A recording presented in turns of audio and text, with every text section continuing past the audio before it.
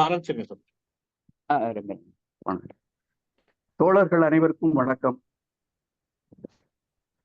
இந்த நாளும் ஒரு கதை சொல்லல் நிகழ்ச்சியில் நூற்றாண்டு கண்ட ஆளுமைகளான முதல்ல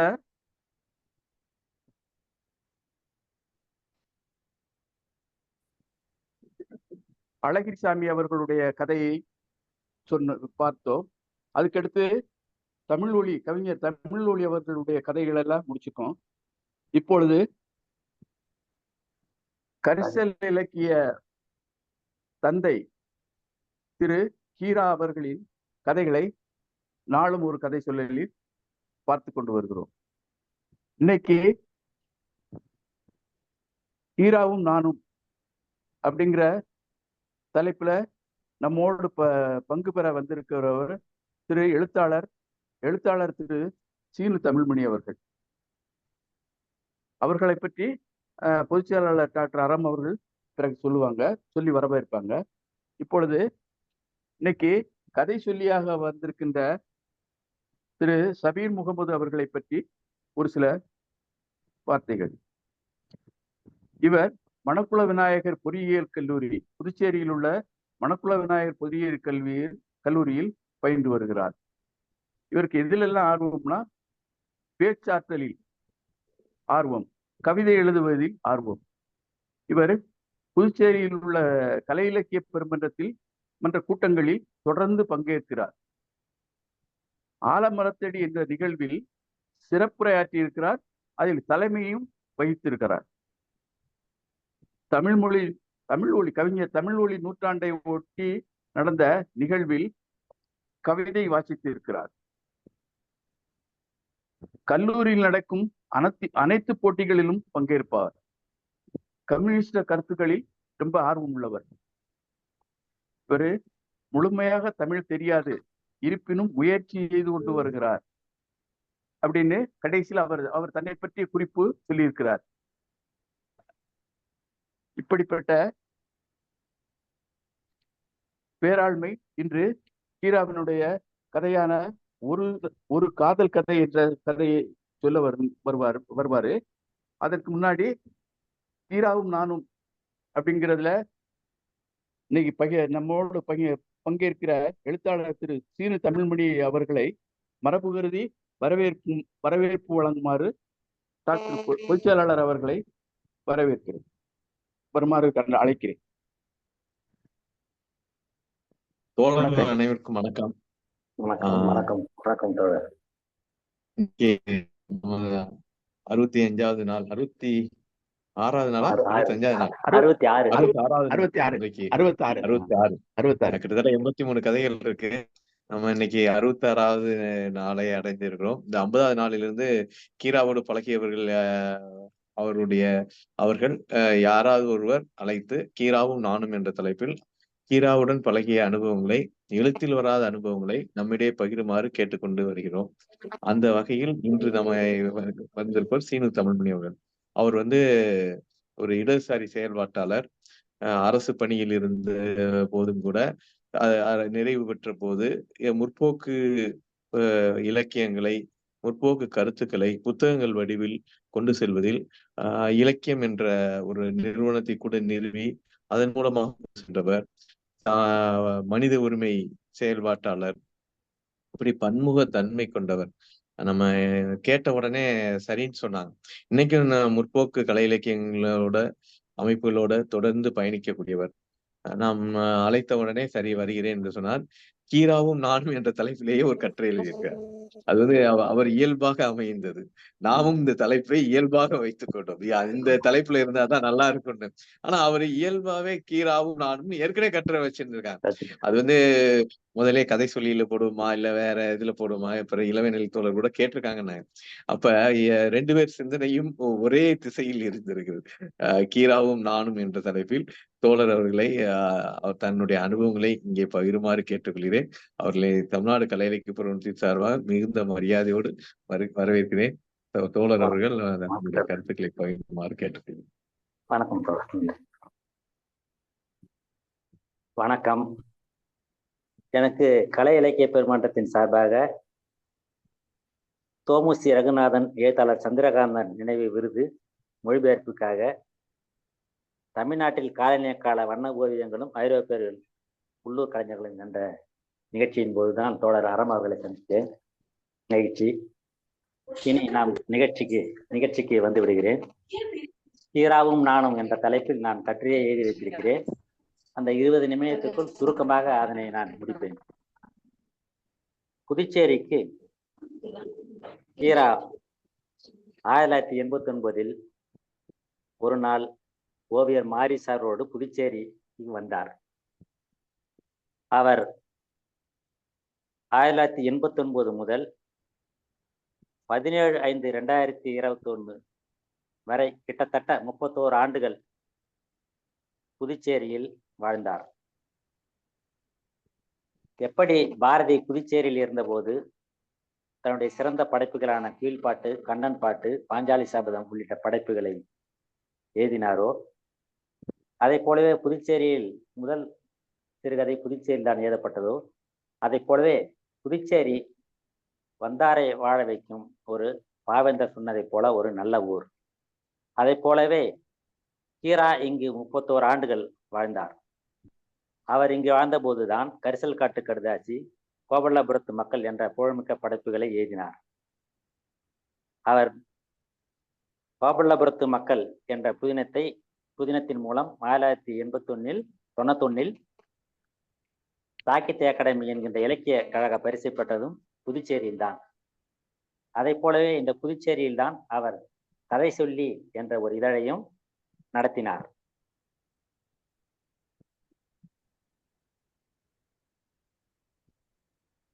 புதுச்சேரி பல்கலைக்கழகத்தின் முதல் துணைவேந்தர் சி. வேங்கட சுப்பிரமணியம் அவர்கள் வருகுதறி பேராசிரியராக, விசிட்டிங் ப்ரொஃபஸர் என்ற வருகுதறி பேராசிரியராக கீரா அவர்களை நியமித்தார். அப்போது முதலே அவரோடு எமக்கு தொடர்பு. கானா சுப்பிரமணியம், பிரபஞ்சன், இந்திரா பார்த்தசாரி போன்றோரும் புதுச்சேரி பல்கலைக்கழகத்தில் வருகுதறி பேராசிரியர்களாக பணியாற்றியுள்ளனர். கீராவை எப்போது முதலாக நான் சந்தித்தேன்? கிட்டத்தட்ட ஒரு 30 ஆண்டுகளுக்கு முன்னால் புதுச்சேரி லாசுப்பேட்டை அவ்வை நகர் பேராசிரியர் பஞ்சாங்கம் அவர்கள் வசிக்கும் 20ஆம் தெருவிற்கு முந்தைய தெருவில் வாடகை வீட்டில் அவர் வசித்த போதுதான் மயக்கவியல் மருத்துவர் வீரப்பிள்ளை அவர்கள் என்னோடு தொடர்பில் இருந்தபோது, என் வீட்டின் எதிரில் தான் கீரா வசிக்கிறார், வார்கள் அவர்களை சந்திக்கலாம் என்று என்னை அழைத்தார். நானும் கீராவை சந்திக்க சென்றேன். முதல் சந்திப்பிலேயே கீராவுக்கும் எனக்கும் சண்டை. நீங்கள் தமிழில் தேவையின்றி வலிமிகா இடங்களில் வலி மிகுந்தும், வலிமிகும் இடங்களில் வலி மிகாமலும் வலிய எழுதி வருவதை குறித்து அவரிடம் சண்டையிட்டேன். சிலை கால் பகுதி என்று வாழ்பட்டறை என்றெல்லாம் நீங்கள் தேவையில்லாமல் தமிழில் பிழையாக எழுதுகிறீர்கள். கால் பகுதி வாழ்பட்டறை தான் சரி என கூறினேன். நீங்கள் டிகேசியோடு பழகியதால் அவருடைய பாதிப்பால் இவ்வாறு எழுதுகிறீர்கள். பாவேந்தர் பிறந்த மண்ணில் வந்து தமிழை நீங்கள் கொலை செய்கிறீர்கள் என்று நான் அவரிடம் சண்டையிட்டேன். அதற்கு அவர் சிரித்துக்கொண்டே, இல்லை இல்லை இல்லை, உங்களுக்கு தமிழ் தெரியவில்லை, நீங்கள் ஒரு பெரிய எழுத்தாளர் தான் என்பதில் எனக்கு மாறுபட்ட கருத்து இல்லை. ஆனால் நீங்கள் தமிழை டிகேசியோடு பழகியதால் கெடுக்கிறீர்கள் என்று சொல்லிவிட்டு, இதைவிட உச்சமாக நான் நீங்கள் தமிழர் அல்லாததால் தான் இவ்வாறு தமிழை கெடுக்கிறீர்களா என்று கூட நான் அவரிடம் சினமாக கேட்டேன். இல்லை என்றார். நான் சொன்னேன், டிகேசி எப்படி கம்பராமாயணத்தில் பல வரிகளை எல்லாம் எடுத்து விட்டாரோ, எவ்வளவு பிழை செய்தாரோ, அதை போல நீங்க தமிழில் செய்து பிழை என்றேன். பின்னாளில் அவர் நான் தமிழ் இயக்கம் மூலை எடுத்து போய் காட்டி, பாவேந்தர் தமிழ் இயக்கம் எப்படி டிகேசியை பாவேந்தர் திட்டியிருக்கிறார் பாருங்கள், அப்படித்தான் நானும் உங்களை கடிய வேண்டியிருக்கிறது என்ற போது அவர் சிரித்துக்கொண்டே சொன்னார், ஆமாம் ஆமாம், கம்பராமாயணத்தை அவர் திருத்தினார்தான். ஜீவா கலை இலக்கிய பெருமன்றத்தை உருவாக்கிய ஜீவா கூட கம்பராமாயணத்தின் சில பாடல்களை டிகேசி நீக்கி இருப்பதை கண்டித்திருக்கிறார் என்றார். நீங்கள் எதாக இருந்தாலும் உடைச்சு பேசிடணும் என என நான் கேள்விப்பட்டிருக்கிறேன். டிகேசி செய்த அதே தவறை நீங்களும் செய்ய வேண்டுமா என்று நான் கேட்டபோது அதற்கு அவர் சொன்னார், நான் பார்க்கலாம் என்றார். இது குறித்து புதுச்சேரியிலே இலக்கணம் தொடர்பான பல அறிஞர்கள் இருக்கிறார்கள். மாயிலே தங்கப்பா, மறைந்த மாயிலே தங்கப்பா, முனைவர் இரா திருமுருகன் போன்ற இலக்கண அறிஞர்கள் எல்லாம் அவரிடம் சண்டையிட்டிருக்கிறார்கள். ஆனால் அவர்கள் சண்டையிட்டு இருந்தாலும் ஈராவோடு அன்பாகத்தான் பழகி இருக்கிறார்கள். பேசுவதை போல எழுதுதல் அவருடைய மொழி கோட்பாடு. பேச்சு மொழிதான் தாய்மொழி என்பதும் அவருடைய கோட்பாடு. எழுத்து மொழி என்பது பண்டித மொழி என்று சொன்ன அவர் பண்டித மொழி கொச்சை மொழி என்றெல்லாம் வேறொரு நாளில் சந்தித்த போது நானும் மீண்டும் அவரிடம் சண்டையிடத் தொடங்கினேன். அவர் நான் பேசிய பேச்சு பிடித்திருக்கிறது, பண்டித நடையில் பேசுவதுதான் பிடிக்கவில்லை என்றார்.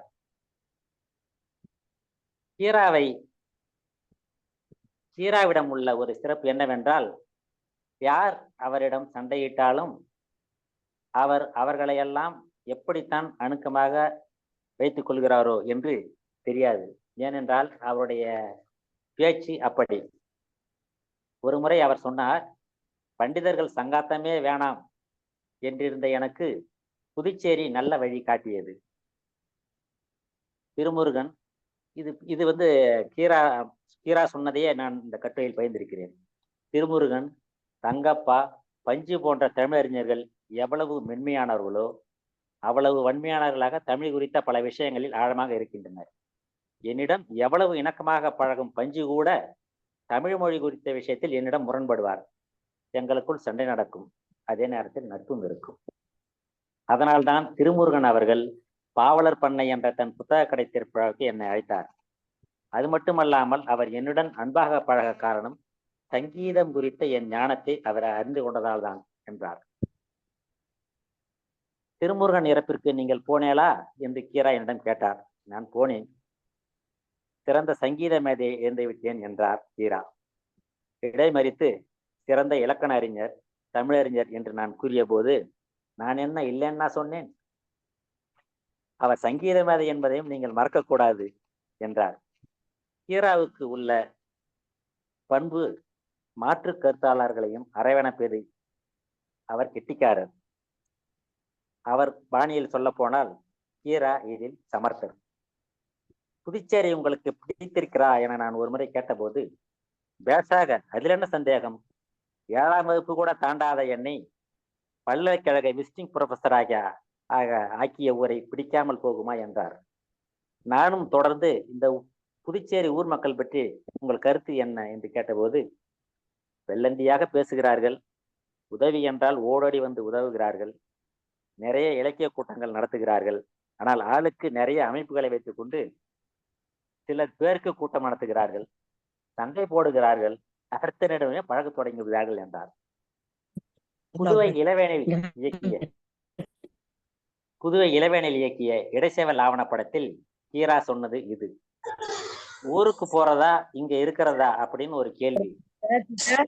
காத்திருந்த 6 மாதங்களில் நான் இங்கு வந்து பல்வேறு தமிழ் பேராசிரியர்கள், பிரெஞ்சு பேராசிரியர்கள், ஆங்கில பேராசிரியர்கள் இவர்களோட ஏற்பட்ட ஒரு நெருங்கிய பழக்கம். இங்கே பெரிய நூலகங்கள் உள்ளன, புத்தகங்களை எடுத்து படிக்கிறது, இலக்கிய கூட்டங்களுக்கு போறது, டாப்புன்னு சொல்லிட்டு ஒவ்வொரு பௌர்ணமி தோறும் ஒரு கூட்டம் நடத்தினார். புதுச்சேரி பல்கலைக்கழகத்தில் வருகை பேராசிரியராக இருந்த கீரா முதல் துணைவேந்தரான வெங்கட சுப்பிரமணியம் பதவி காலம் முடிந்த பிறகு அடுத்த துணைவேந்தர் வர 6 மாதங்கள் ஆயிற்று. இந்த இடைவெளியில் கீரா பணிபுரிந்த நாட்டுப்புறவியல் குறித்த திட்டம் நீடிக்கப்படுமா அல்லது கைவிடப்படுமா என்பதை தெரியாமல் அவர் காத்திருக்க வேண்டியிருந்தது. இதனால் சில சிக்கல்கள் ஏற்பட்டது.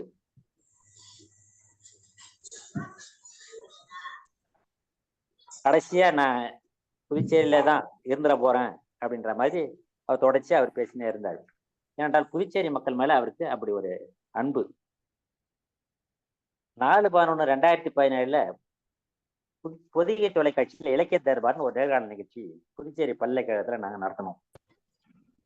அப்போ அவரிடம் நான் ஒரு கேள்வி கேட்டேன். கவிதை பா என்றால் ஏன் உங்களுக்கு பிடிக்கவில்லை? நான் அவர்கிட்ட கேட்டதுதான், ஐயா நீங்கள் கரிசல் காட்டு அகராயை தொகுத்திருக்கீங்க, அதற்கான முன்னத்தியர் நீங்க தான், அதை தோக்கணும்னு ஏன் அந்த எண்ணம் உங்களுக்கு வந்தது அப்படின்னு ஒரு கேள்வி கேட்டேன். ரெண்டாவது கேள்வி, கதை சொல்லி என்ற ஒரு இதை தொடங்கும் போது அதில் அதாவது கவிதையா வரக்கூடாது அப்படின்னு நினைச்சீங்க, கவிதை மேல உங்களுக்கு அப்படி என்ன கோபம் கேட்டதுக்கு கீரா அளிச்ச விடை இது புதிய தொலைக்காட்சி இன்னும் கூட பதிவா இருக்கு. கவிதை மேல எனக்கு கோபம் கிடையாது. ஏன்னு கேட்டா நம்முடைய முதல் ஆரம்பமே கவிதையில தான் தொடங்குது. நம்முடைய கல்வி இந்த பாடல்கள் மூலமா தான் தொடங்குது. இதெல்லாம் சரிதான். ஆனா கவிதையை பற்றி நான் என்ன நினைக்கிறேன்னு சொல்லட்டுமா? இங்கிலாந்துல கண் தெரியாத ஒரு மகா பெரிய கவிஞன் அப்படி சொன்னாரு. நான் அப்ப அந்த நேர்காணல்ல இடைமறித்து மில்டன் என்றேன். மில்டன் பாடிய பாடல்கள் பாரடைஸ் லாஸ்ட் என்றார். பிறகு தயங்கினார். நான் உடனே பாரடைஸ் ரீகெயின்ட் என்றேன். ஆமா, அத இப்ப இங்கிலாந்துல இருக்கிற மாணவன், கல்லூரி மாணவன் படிக்க முடியாதுன்னு சொல்லிட்டான். அது கேள்விப்பட்ட தகவல் இல்ல, உண்மையான தகவல். அடுத்தாப்புல ஷேக்ஸ்பியர் படிக்க முடியாதுன்னு சொல்லிட்டு இருக்கான். ஆகவே அங்க உள்ள கல்வி நிறுவனங்கள் என்ன பண்ணுதுன்னா, புத்திசாலித்தனமா கல்வி நிறுவனங்கள் அங்க மாணவர்களை வற்புறுத்தி படிக்க சொல்ல மாட்டாங்க. அங்க நம்மன்னா அப்படி இல்லை, அடிச்சு நொறுக்கியாவது நம்மளை படிக்க வைப்பான். அதனாலதான் இந்த நிலைமையில இருக்காங்க அப்படின்னு சொல்றாரு. அது மட்டும் இல்லாம தமிழ்ல சங்க காலத்துல இலக்கியத்துல நிறைய வந்து போச்சு. இப்போ வள்ளலார் வரைக்கும் வந்து போச்சு. அதனாலதான் நான் அப்படி சொல்றேன் அப்படின்னு நம்ம சொல்லினே போறாரு. அவர் கவிதை நிறைய அது நீளமா போகும். அது வெள்ள விடுங்க. ஒரு முறை பொதுவுடைமை கட்சி பத்தி ஒரு பேச்சு வந்தது. அவர்கிட்ட நான் பேசினேன். மக்கள் தலைவர் வா சுப்பையா சந்திச்சதெல்லாம் சொன்னார். ஆமா, ஒன்றுபட்ட இந்திய கம்யூனிஸ்ட் கட்சியில அழகிரிசாமி நானும் இருந்தோம். விவசாயிகள் சங்கத்தை கட்டி அமைச்சோம். ஒரு முறை விவசாயிகள் அரசை ஏற்று போராடிய போதும் மற்றும் வேறு சில காலத்திலும் 3 முறை போலீஸ் என் வீட்டை சோதனை பண்ணி வீட்டில் இருந்த புஸ்தகங்கள்லாம் எடுத்துக்கிட்டு போயிட்டாங்க. அம்பட்டாம் வீட்டுல மொழிதான் கிடைக்கும், என் வீட்டுல அவர்ல புஸ்தகம் தான் கிடைச்சது என்றார். கட்சி பிளவுபட்டதை பற்றி நிறைய பேசிட்டேன். இப்ப பாருங்க, இவங்க தான் ஆட்சிக்கு வந்திருக்கணும், நேர்மாறா உள்ள ஆட்சிக்கு எல்லாம் மக்களை இம்சை பண்றான் என்று வருத்தப்பட்டார். இதே கருத்தை தான் 96வது அகவையில 2021 ஏப்ரல் 6 மறைந்த பெரியாரின் பெருஞர் ஆணைமுத்து கூட சொன்னார். திராவிட இயக்கங்கள் பிரிந்து கிடக்கின்றன, பொது உடைமை கட்சிகள் பிரிந்து கிடக்கின்றன, பார்ப்பன RSS கும்பல் ஒன்றுபட்டு நம்மை வதைக்கின்றன என்று விரும்பினார்.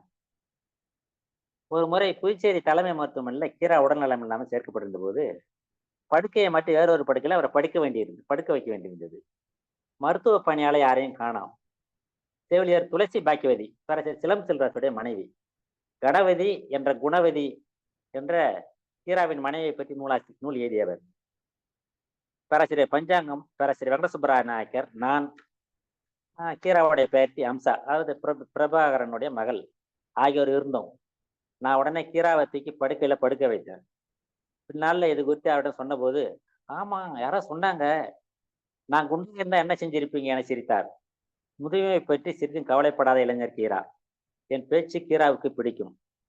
பேராசிரியர் பஞ்சாங்கம், பேராசிரியர் வெங்கடசுப்பராய நாயக்கர், பேராசிரியர் ரவிக்குமார் ஆகியோர் இலக்கியம் சார்ந்து பேசுவார். நாயக்கர் அவர்கள் இலக்கியத்துடன் நகைச்சுவை கலந்து பேசுவார். நான் ஊரில் நடக்கும் இலக்கிய அலம்பல்கள் குறித்து அவர் வாயை கிண்டுவேன். கடைசியாக பேச்சு எங்கெங்கோ போகும். பாரதி குறித்து அவர் ஒரு முறை கேட்டபோது, பாரதி அமைப்புல நீங்க ஏன் அந்த கூட்டத்துக்கு வரலன்னு, பாரதி கிட்ட என்கிட்ட சில முரண்பாடுகள் இல்லை, அப்படிலாம் நீங்க சொல்லக்கூடாது, என்கிட்ட கூட தான் முரண்பாடு இருக்குது, என்கிட்ட சண்டை போடுறீங்க, என்கிட்ட பழகலையா அப்படின்னு தான் சொன்னேன். வெங்கடசுப்பராய நாயக்கர் அவர் மிக சிறந்த நண்பர். கீராவுக்கு இப்போ இளைவனில் எப்படியோ அதே போல பேராசிரியர் பிரெஞ்சு பேராசிரியர் அவர் வெங்கடசுப்பராய நாயக்கரும் அவரை நாள்தோறும் சந்திச்சு தான் போவார். அவருக்கான உதவியெல்லாம் செஞ்சுட்டு போவார். அவரோட நூல் வெளியீட்டு தமிழ்ச்சங்கத்தில் நடந்தது. அப்போ நடந்தபோது அந்த நூலுக்கு அந்த நிகழ்வில் கீரா வந்திருந்தார் தன்னுடைய மகன் பிரபியோட. கொஞ்சம் முன்னதாகவே வந்துட்டார் கீரா. அவரோட நானும் என்னுடைய மனைவி ராஜேஸ்வரியும் பேசின்னு இருந்தபோது என் பேரன் கவின் திடீர்னு ஓடி கீராவை பார்த்து, நீங்க யாரு, என்ன இவர் யாரு என்று கேட்டான். கீரா கேட்கிறாரு, என்னை காட்டி இவர் யாருன்னு கேட்கிறாரு. அவன்கிட்ட தமிழ் தாத்தா என்றான். என் பேர் தமிழ்மணி இல்லையா, அவன் தமிழ் தாத்தான்னு தான் சொல்லுவான். தமிழ் தாத்தா என்றான். எப்போதும் என் பேத்தி வெண்பா என்னை தமிழ் தாத்தா என்றும் என் பேரன் மணி தாத்தான்னு தான் சொல்லுவான். ஆனா அன்னைக்கும் தமிழ் தாத்தா என்ன ஊவேசா தானே தமிழ் தாத்தா என்றார்.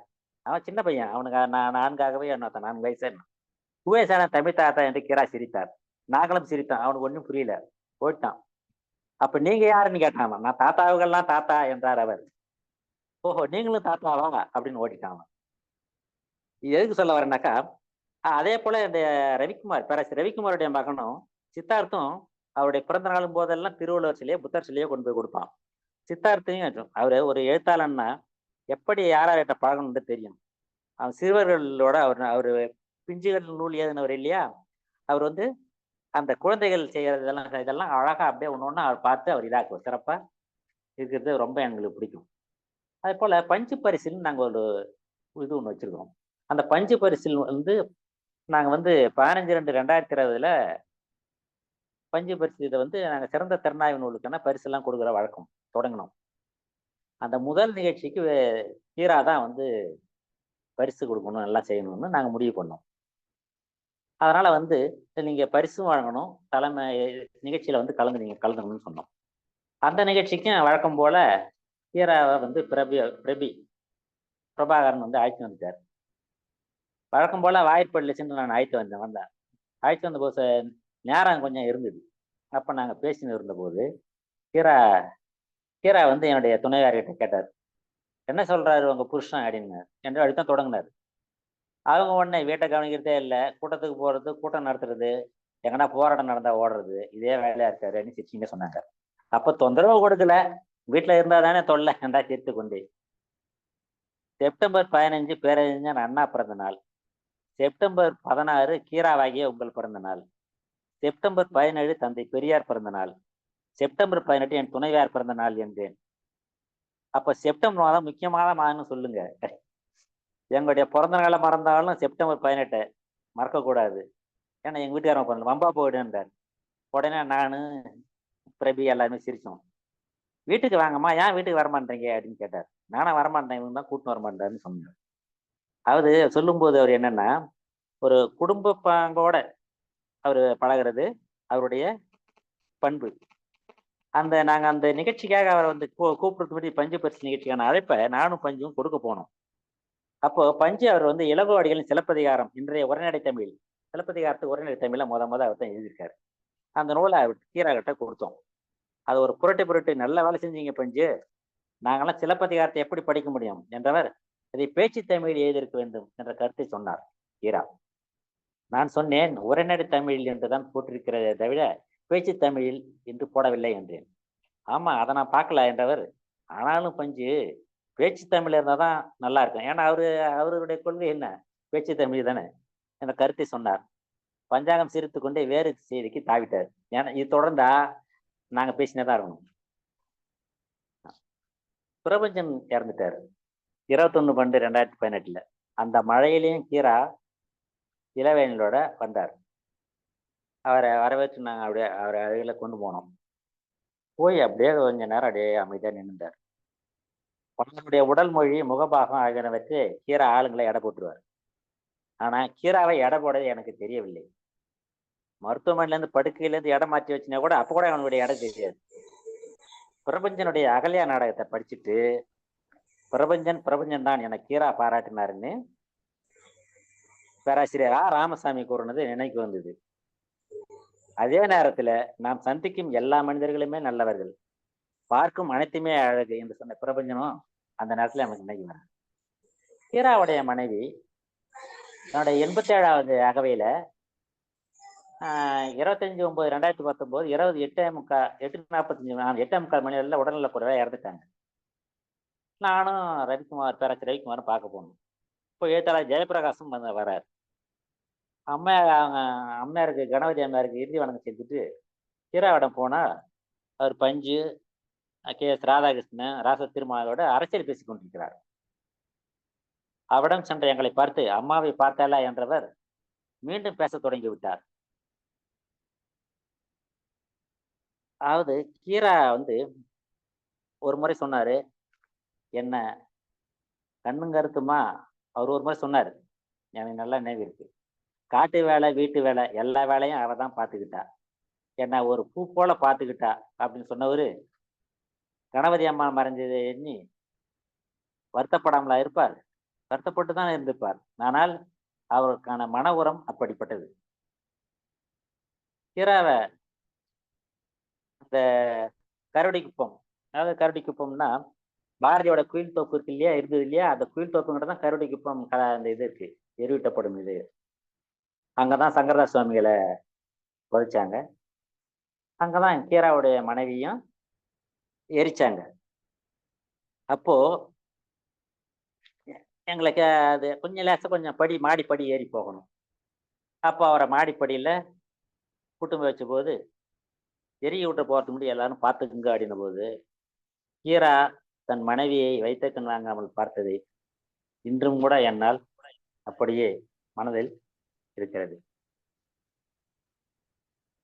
வெளியில போகணும்னா இதை போய்க்கலாம்.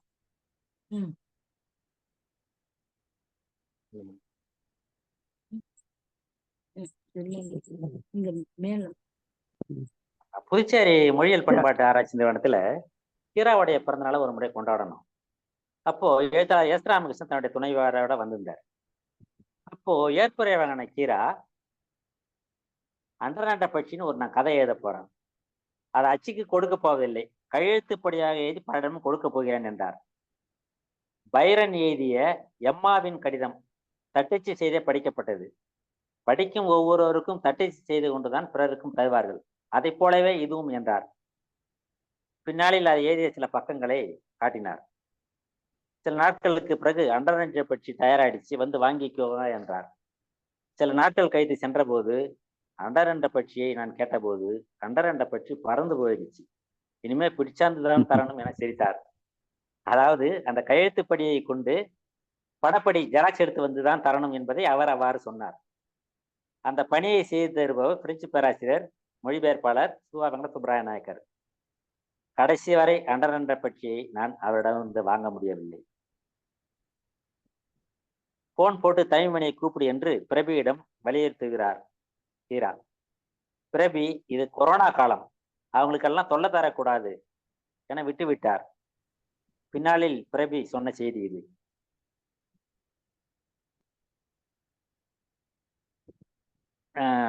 அடுத்து ஒரு முறை கீரா வந்து மறையறதுக்கு முன்னாடி ஒரு 2 நாளுக்கு முன்னாடி தொலைபேசியில என்கிட்ட பேசுறாரு. அப்ப மணி வந்து ஏறக்குறைய வந்து 12:21 நினைக்கிறேன். என் செல்பேசியை பார்த்தா தெரியும். இரவு 12:21. நான் வந்து கொஞ்சம் வீட்டுக்கு வரையெல்லாம் அவங்க கிட்ட பேசணும், கொஞ்சம் வீட்டுக்கு வரையெல்லாம் உங்ககிட்ட பேசணும்னாரு. திடுக்கிட்டுறேன், ஐயா மணி இரவு 12:30 மணி அப்படின்னு சொன்னேன். நான் 12:30 மணிக்கிட்ட ஆகுதுங்க ஐயா, என்ன இப்ப கூப்பிடுறீங்க? ஓ அப்படியா, ஏதோ உங்களை பார்க்கணும் போல இருக்குது, பேசணும் போல இருக்குன்னாரு. நான் மறுநாள் வருகிறேன் என்று சொன்னேன். ஆனால் மறுநாள் போக முடியவில்லை. ஆனால் அதற்கு மறுநாள் அவர் நம்மை விட்டு போய்விட்டார். இதை நான் பிரபியிடம் சொன்னபோது, என்னவோ தெரியல வெங்கட சுப்பராய நாயக்கர், நீங்க நகை ஒரு உங்க பேர்லாம் ஒரு ரொம்ப அதான் இருக்காரு, நீங்க பேசுற அன்பா பேசுறதெல்லாம் அவருக்கு ரொம்ப பிடிச்சி போயிடுச்சு, அதனாலதான் அவர் உங்களை கூப்பிடுறாரு அப்படின்ற மாதிரி சொன்னார். இது எதுக்கு நான் சொல்றேன்னா, கீராவிடம் தாங்கள் எவ்வளவு அன்பாக பழகினோம் என்பதை சொல்வதற்குத்தான். அதை போலவே அவரும் எங்களோடு அன்பாக பழகினார்.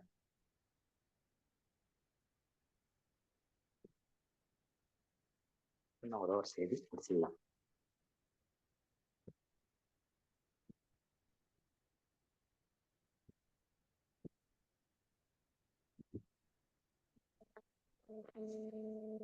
கீரா அவர்கள் வந்து அவருக்கு தொடர் காலத்துல எலும்புருக்கி நோய் இருந்தது, நீரிழிவு நோய் இருந்தது, தெரியவே தெரியாது யாருக்கும். உயர் குறுகிய அழுத்த நோய் இருந்தது, மனைவி இறப்பு, இது எல்லாத்தையும் தாங்கி கொண்டு இருந்தார் அவர். சொன்னோம், நீங்க 100 தாண்டுறீங்க அப்படின்னா, அப்படி சொன்னேன், நீங்க 100 தாண்டுவீங்க அப்படின்னா. அப்ப அவரு அகவை வயசு குறித்து ஒரு கணக்கு வச்சிருந்தார். 90, 102, 120 அப்படின்னு ஒரு கணக்கு வச்சிருந்தார். ராமானுஜர் 120 ஆண்டுகள் வாழ்ந்ததாக சொல்வார்கள். தன் பெயரில் ராமானுஜர் இருப்பதால் அவர் அப்படி நினைத்திருப்பாரோ அப்படின்னு நினைக்கிறேன். அவருடைய முழு பேருன்னு சொல்ல போனா அவர் கீரா பேரு ராயங்கல ஸ்ரீகிருஷ்ண ராஜநாராயண பெருமாள் ராமானுஜம் நாயக்கர், அதான் அவர் முழு பேர். அதனால ராமானுஜம் பேர் இருக்கிறதுனால அவர் இன்னும் கூட ஒரு நாள் வாழ்வோம் அப்படின்னு நினைச்சார். நாங்களும் நினைச்சோம் அவர் 100ஆம் ஆண்டு விழாவை நாங்க கொண்டாடுறோம் அப்படின்ற மாதிரி நான் அவர்கிட்ட பல முறை அவர்கிட்ட சொல்லியிருந்தேன். ஆனா அதுல வந்து அவருடைய கோபல்ல கிராமத்திலே ஒரு கதைப்பாட்டி வருவா, மங்கத்தாரம்மாள்னு 130 ஆண்டுகள் வாழ்ந்ததா அந்த கதையில சொல்லியிருப்பாங்க. இதை பத்தி சொல்லும்போது கீரா இவ்வாறு எழுதியிருக்கிறார் கதை சொல்லியில. என்னவள் கணபதி மறைந்த பின் தோட்டத்தில் அவர் நினைவாக Q13 வீட்டில் ஒரு பின் தோட்டத்தில் ஒரு பலாமரம் உண்டு. உண்டு பண்ணணும் இன்னும் மனசுக்கு தோன்றுச்சு. அருமை நண்பர் KSRல் கையால் நடச் செய்தேன். அந்த மரத்தில் ஒரு பலாச்சுளையை தின்னும் வரை நானும் KSRம் இருப்போம் என்று சொன்னார். ஆனால் அந்த பலாமரம் இருக்கிறது, கீரா இல்லை. அவ்வை நகர் தொடங்கி B4, அவ்வை நகர்ல B4 என்ற பகுதியில் இருந்தாரு. பிறகு Q13 இடத்துல அரசு குடியிருப்புல அவர் இருந்தார். அதுவரை தொடர்ந்து எங்களுடைய நட்பு கீராவோடு இருந்தது. தன்னுடைய 98வது தகவையில தான், அதாவது 99 நெருங்குறாரு, நெருங்கி, அதாவது 98ஆம் தகவையில தான் அவர் இறந்துடுறாரு. வர செப்டம்பர் அந்த காலத்துல செப்டம்பர் இருந்தா 99 தொடங்கி இருக்கும். இன்னும் ஒரு 2 ஆண்டு இருந்திருந்தா தமிழ்ல ஒரு எழுத்தாளர் 100 ஆண்டுகள் இருந்திருக்கிறாரு என்ற ஒரு பெருமை கீராவுக்கு கிடைத்திருக்கும். ஆனால் கெட்ட வாய்ப்பாக அவர் நம்மிடையே இல்லாமல் போய்விட்டார். ஆனால் அவருடைய இலக்கியம் எப்போதும் நம்மிடையே இருக்கும். அவர் தமிழுக்கு அளித்த கொடை சிறுகதைகள் மட்டுமல்ல, அவருடைய கரிசல் வட்டார அகராதி, வட்டார வழக்கு அகராதியை தொடங்கி வைத்த அகராதி அவர்தான். ஒரு குறைந்த அளவு படிப்பை படித்த ஒருவர் தமிழ் இலக்கிய உலகில் இவ்வளவு பெரிய பெயரை பெற்றவர் கீராவாகத்தான் இருக்க முடியும். புதுச்சேரிக்கும் அவருக்கும் உள்ள தொடர்பை பற்றி சொல்ல போனால், அவருடைய மின்னல், புறப்பாடு ஆகிய சிறுகதைகளை புதுச்சேரியைச் சேர்ந்த பேராசிரியர் கிருஷ்ணமூர்த்தி அவர்கள் பிரெஞ்சில் மொழிபெயர்த்திருக்கிறார். அது மட்டுமல்லாமல் புதுச்சேரி பிரெஞ்சு நிறுவனம் கீராவின் கோபல்ல கிராமம் என்ற புதினத்தை பிரெஞ்சில் எலிசபெத் சேதுபதி என்பவர் மொழிபெயர்த்து இரு மொழியிலும் இருக்கும், பைலிங்குவல், தமிழ்லையும் இருக்கும், இந்த பக்கம் பிரெஞ்சிலையும் இருக்கும், அப்படி செய்திருக்கிறார்.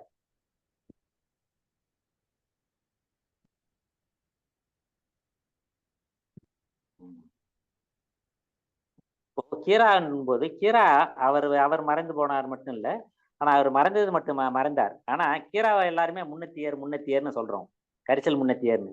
பூமணி என்ற எழுத்தாளர் தான் இப்படி சொன்னார். கீரா தான் இதுவரை படைப்புலகில் இருந்து செயல்பட்டது மட்டும் இல்லாம தன்னுடைய 2 மகள்களில் 2ஆம் மகனான இந்த நிகழ்ச்சியில் கலந்து கொண்ட பிரபியையும் ஒரு எழுத்தாளன் ஆக்கிட்டார். பிரபி கரிசல் மனிதர்கள் இந்த தலைப்புல 3 குறும்புதினங்கள் 2017 வெளியிட்டார். அது அவர் அவங்க அப்பாவோட இப்பாவெல்லாம் தொடர்பு கொண்டுலாம் அவர் செய்யல, அவராகவே எழுதி அவராகவே செய்தார். அதே போல கரிசல் மண்ணில் மறக்க முடியாத மனிதர்கள் என்ற ஒரு புதினத்தையும் அவர் இதாயிருக்காரு. அவர் புதுச்சேரியிலே இருந்திருந்தாருன்னு அந்த நூல் குறித்தெல்லாம் நாங்க ஒரு நிகழ்ச்சி நடத்திருக்கலாம். ஆனா அவர் அங்க சொந்த ஊருக்கே இடைச்செவலுக்கே போயிட்டாரு. எனவே அது மட்டும் இல்லாம புதுச்சேரியில் நாங்க அவருடைய 95 கீராவுடைய 95வது விழாவை நாங்க புதுச்சேரி பல்கலைக்கழகத்துல ரொம்ப சிறப்பா நடத்தணும். இந்த ஒரு செய்தியோட நம்ம இதாக்கிடலாம். அதாவது இதுல என்னன்னாக்கா ஒரு சிறப்பு 2017 நடத்தணும். அந்த நிகழ்ச்சியில பேசும்போது எழுத்தாளர் நாஞ்சில் நடன் பேசுறாரு. தமிழக சட்டமன்றம் அந்த எழுத்தாளர் மறைவுக்கும் இரங்கல் தீர்மானம் நிறைவேற்றியதுண்டா? எனக்கு யார் மீதும் பகை இல்லை, ஆனால் மனோரமா ஆட்சி செத்து போனதுக்கு இரங்கல் தீர்மானம் நிறைவேற்றினார்களா இல்லையா?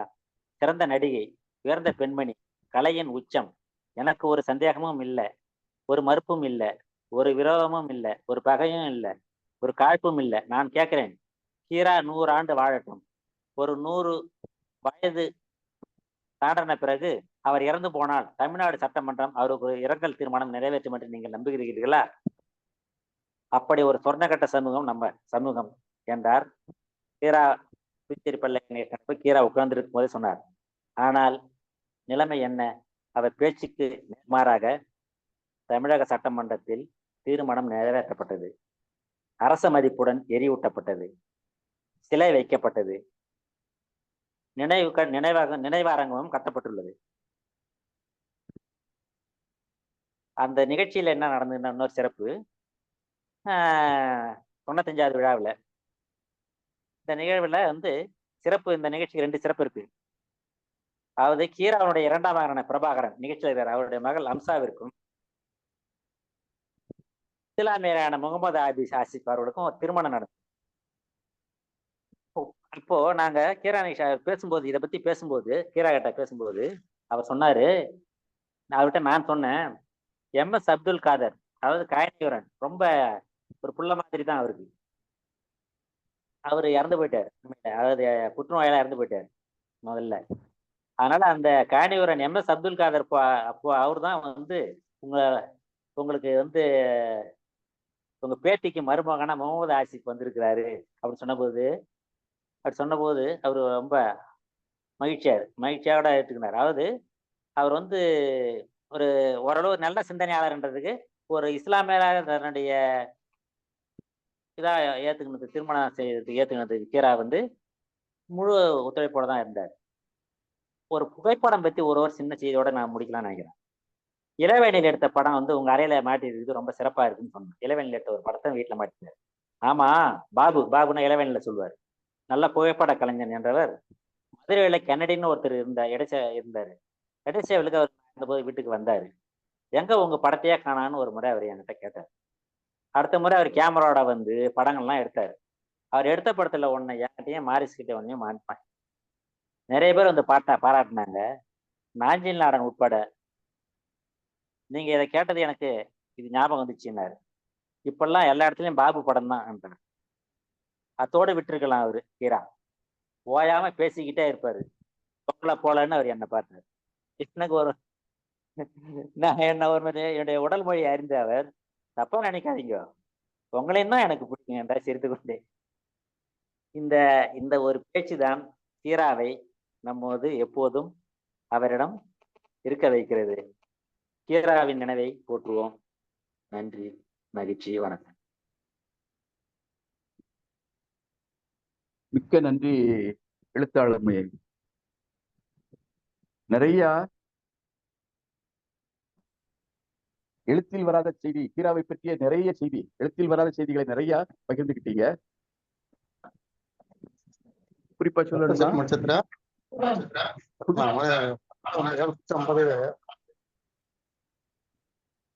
தோழர்களே, உங்க மைக்கை மியூட் பண்ணிக்கோங்க. புதுச்சேரியின் மகத்துவம் பற்றி சொன்னது உண்மை. அடுத்து கீராவுடன் நீங்க சண்டை ஓட்டதை பற்றி சொன்னீங்க. அது இருந்தாலும் நட்பு என்னைக்கும் அழியாம இருந்துச்சு. அதாவது அவருக்கு வந்து கதாபாத்திரங்கள் பேச்சு மொழியில அப்படி பேசிக்கிட்டாங்க அப்படிங்கிறது மாதிரி அவரு முடிவு, அவருடைய எண்ணம். பிறகு தாத்தா பற்றிய தங்களின் பதிவு ரொம்ப அருமையா இருந்துச்சு. எல்லா நிகழ்வுகளுக்கும் குடும்பத்தோடு பங்கு பெறுவது கீரா அவர்களின் வழக்கம். இது ஒரு உன்னதமான பதிவாக பார்க்கிறேன்.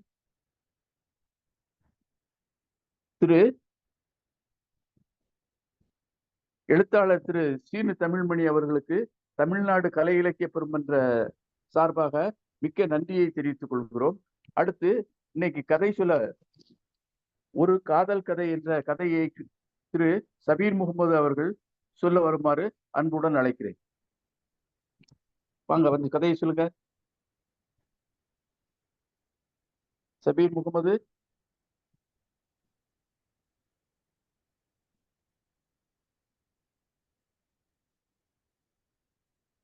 சபீர் முகமது.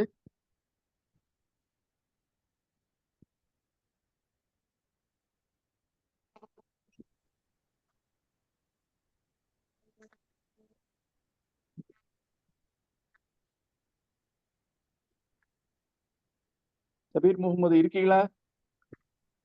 இருக்கேன் ஐயா, வணக்கம். சொல்லுங்க கதை சொல்லுங்க. எனக்கு கொடுக்கப்பட்டிருக்க கதையானது பாத்தீங்கன்னா ஒரு காதல் கதை. தலைப்பே பாத்தீங்கன்னா ஒரு காதல் கதை தான். இந்த கதையானது இதெல்லாம் நான் தான் ஆசைப்பட்டு எடுத்தேன். எங்க ஆசிரியர் வந்து உனக்கு என்ன கதை வேணும் அப்படின்னு சொல்லும்போது ஒரு காதல் கதை வேண்டும் அப்படின்னு சொல்லி நான் தான் ஆசைப்பட்டு எடுத்தேன். இந்த கதை ஆனது 1966 வெளியான ஒரு சிறுகதையா இருக்குது. இந்த கதையின் கதாபாத்திரங்கள் யார் யாருன்னு பாத்தீங்கன்னா, இந்த கதையில சொல்லக்கூடிய கதை சொல்லி, இரண்டாவதாக அந்த கதை சொல்லியின் நண்பர் ராகவன், மற்றும் அந்த கதை சொல்லியின் மனைவியாக லட்சுமி அவர்கள், மற்றும் அந்த ராகவனின் காதலியாக மேரி அவர்கள். இவர் நால்வரை சுத்தி தான் பாத்தீங்கன்னா இந்த கதையே வந்து நகருது. முதல்ல இந்த கதையே வந்து கீரா எப்படி தொடங்குறாரு அப்படின்னு பாத்தீங்கன்னா, காதலித்து கல்யாணம் செய்த கொடுக்கவில்லை, கொடுத்து வைக்கவில்லை எனக்கு, என் நண்பன் ராகவனுக்கு தான் கிடைத்தது பாக்கியம் என்றுதான் தொடங்குறார். இந்த கதையில பாத்தீங்கன்னா, இந்த கதை சொல்லி அவர்களுக்கு சின்ன வயசுலே கல்யாணம் ஆயிடுச்சு. யாரோடன்னு பாத்தீங்கன்னா, அவங்களுடைய மாமா பொண்ணோட சின்ன வயசுலயே கல்யாணம் முடிச்சது. அவர் என்ன சொல்றாரு அப்படின்னு பாத்தீங்கன்னா, அவருக்கு என்ன நடந்தது, அவங்க திருமணத்தோடைய நிகழ்ச்சி எப்படி நடந்ததுன்னு கூட எனக்கு ஞாபகம் இல்லை. சின்ன வயசுலயே எங்க அப்பா அம்மா வந்து இந்த 2 பேருக்கும் பேசி வச்சு கல்யாணம் பண்ணிட்டாங்க அப்படின்னு சொல்லிட்டு அவருக்கு என்ன ஞாபகம் இருக்கு அப்படின்னு சொல்லிட்டு சொல்றாரு அப்படின்னு சொன்னா, திருப்பூட்டல் முடிந்த பின் எங்களை ஒரு பானை இருக்கும் இடத்திற்கு அழைத்து கொண்டு போனார்கள். அதில் நிறைய தண்ணீர் இருந்தது அப்படின்னு சொல்லிட்டு பின்ன அதை வந்து வர்ணிக்கிறார். அப்பானையின் மேல் வெளிப்பக்கம் வெள்ளை அடிக்கப்பட்டிருந்தது. அதில் ஒரு பூக்கொடி சுற்றி கிடப்பது போல் செம்மண்ணால் கோலம் வரைந்திருந்தார்கள். அந்த பானை மேல இருக்கிற ஓவியங்களை சொல்றாரு. அந்த பானை மீது பூக்கள் சுத்தி இருக்கிற மாதிரி அவங்க செஞ்சிருக்கிற ஓவியத்தையும் அதன் மேல பூசக்கூடிய வண்ணங்களும் அவருக்கு ஞாபகம் இருக்கிறதா சொல்றாரு. அவங்கள அந்த பானை கிட்ட அழைச்சிட்டு போனதுக்கு அப்புறம் அங்க இருந்த புரோகிதர் அவரை இவங்க 2 பேரும் அந்த பானையை நடுவுல வச்சு லக்ஷ்மியையும் இவரையும் எதிர்ல உட்கார வைக்கிறாங்க. இந்த உட்கார வச்சுட்டு என்ன பண்றாங்கன்னா, அந்த பானை மேல் ஒரு சங்கை போட்டுட்டு இதை வந்து எடுக்க சொல்றாங்க. போட்ட உடனே என்ன பண்றாரு அப்படின்னு பாத்தீங்கன்னா, லக்ஷ்மியும் கதை சொல்லி என்ன பண்றாங்க பாத்தீங்கன்னா, பானை உள்ள கை விட்டு தேட ஆரம்பிக்கிறாங்க. தேட ஆரம்பிக்கும் போது மிக அதிகமாக சத்தம் போடுறது யாருன்னு பாத்தீங்கன்னா, அங்க இருக்கக்கூடிய பெண்கள். எப்படி கூச்சலிடுறாங்க பாத்தீங்கன்னா, லக்ஷ்மி விடாத, லட்சுமி விடாத அப்படின்னு சொல்லிட்டு கூச்சலிடுறாங்க. அந்த மாதிரி பல பெண்கள் கூச்சலிட்டு இருக்கும் போது இந்த ஆண்களுடைய திசையில இருந்து, அந்த ஆண்கள் இருக்கக்கூடிய இடத்துல இருந்து, அவள் கையை திருகி பிடுங்கு அப்படின்னு சொல்லிட்டு காட்டமான குரல் வரும். சொன்ன உடனே என்ன பண்றாருன்னா, இவர் பானை உள்ள விட்டு தேடிட்டு இருந்ததை விட்டுட்டு இந்த லட்சுமி அவங்களுடைய கையை பிடிச்சி திருகும் போதுதான் தெரியுது இந்த சங்கு அந்த பானையில இல்ல, லட்சுமியோட கையில இருக்கு. அத அவர் எப்படி சொல்றாருன்னா, அந்த சங்கு அந்த பெண்ணுடைய கையில இருக்குது அப்படின்னு தெரிஞ்சுக்கிட்டதுக்கு அப்புறம் அந்த குரலுக்கு எவ்வளவு அனுபவம் அப்படின்னு சொல்லிட்டு சொல்றாரு. அவரு இதையும் சொல்றாரு, அமோகமா இந்த குரலானது லக்ஷ்மியுடைய அப்பாவுடைய குரலா தான் இருக்கும், அதாவது அவருடைய மாமாவுடைய குரலா தான் இருக்கும் அப்படின்னு சொல்லிட்டு சொல்றாரு.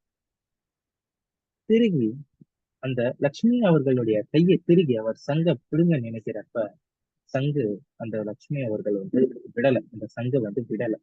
ஆகையால இவர் என்ன பண்றதுன்னு பாத்தீங்கன்னா, இவருடைய கட்டை விரலை வச்சு அவங்களுடைய கையில நகத்தை பதிக்கிறார். கட்டை விரல் நகத்தை அவங்க கையில பதிக்கிறாங்க. வலி தாங்காம அவங்க இன்னும் விடாம வச்சிருக்காங்க. இன்னும் பதிக்கும் போது என்ன ஆகும் பாருங்க, வலி தாங்காம அழ ஆரம்பிக்கிறாங்க. அந்த அழுகையை பார்த்து அங்க கூடி இருக்கக்கூடிய அனைவரும் பாத்தீங்கன்னா மகிழ்ச்சி அடைஞ்சு சிரிக்கிறாங்க. அந்த வலி தாங்க முடியாம அதுக்கப்புறம் என்ன பண்றாங்க அப்படின்னா, லட்சுமி அவர்கள் வந்து அந்த சங்கை விட்டுடுறாங்க. அந்த சங்கு இவர் கைக்கு வந்து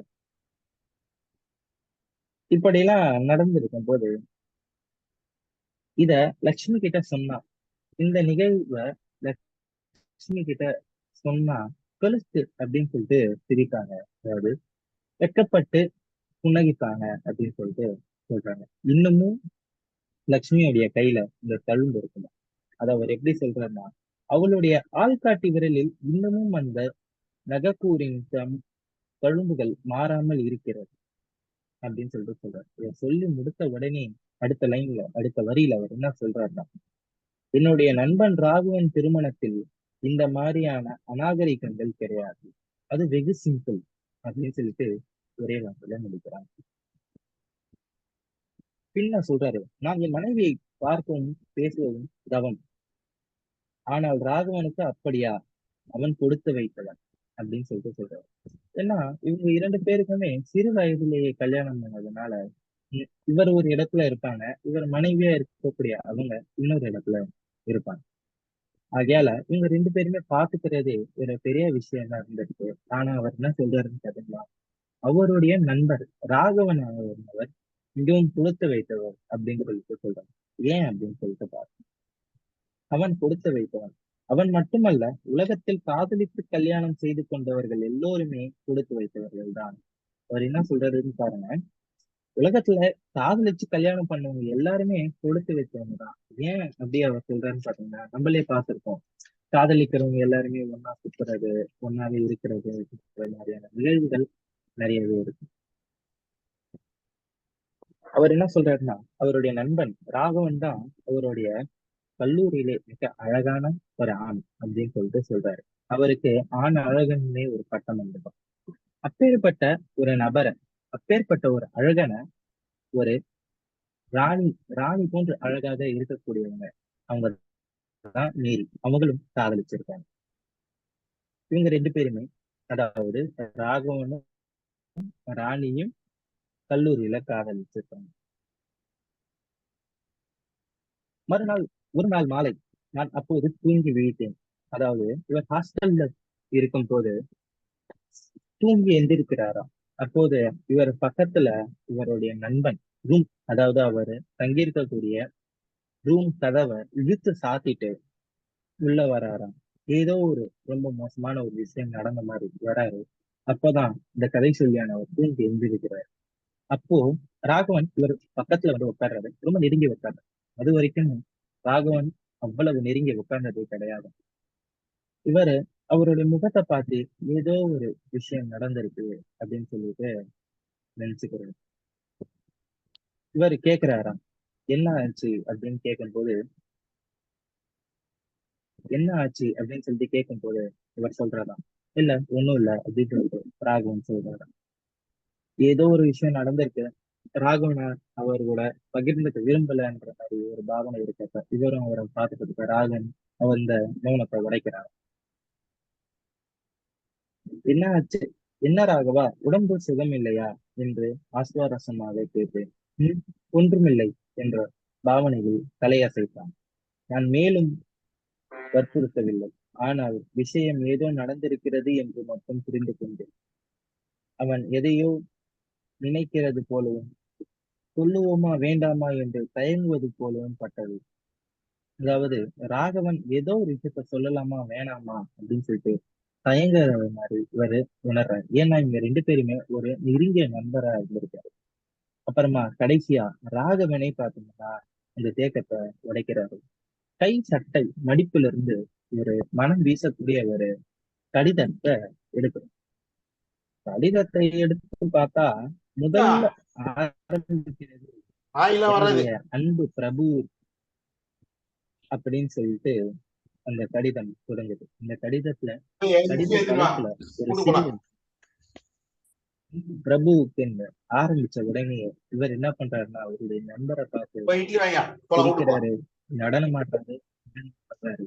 அது மியூட் பண்ண சொல்லுங்க, அவரை கடிதம் தொந்தரவு பண்றாரு பாருங்க. அந்த கடிதம் முடிகிறப்ப எதிர்பார்க்கும் ராணி மேரி அப்படின்னு சொல்லிட்டு கடிதத்தை முடிச்சிருக்கிறாங்க. இந்த கடிதத்துல மாறி மாறி என்ன சொல்றாங்க அப்படின்னு பாத்தீங்கன்னா, அந்த ராணி அவர்கள் ராகவன் எழுதியிருக்க கடிதத்துல என்ன சொல்றாங்க மாறி மாறி அப்படின்னு பாத்தீங்கன்னா, நம்ம எப்படியாச்சும் கல்யாணம் செஞ்சுக்கணும், நம்ம எப்படியாச்சும் கல்யாணம் செஞ்சுக்கணும், ஒண்ணு சேரணும், இதைத்தான் மாறி மாறி சொல்றாங்க. இத பத்தி இவங்க 2 பேரும் பேசிட்டு இருக்காங்க. யாருன்னா இந்த கதை ராகவன்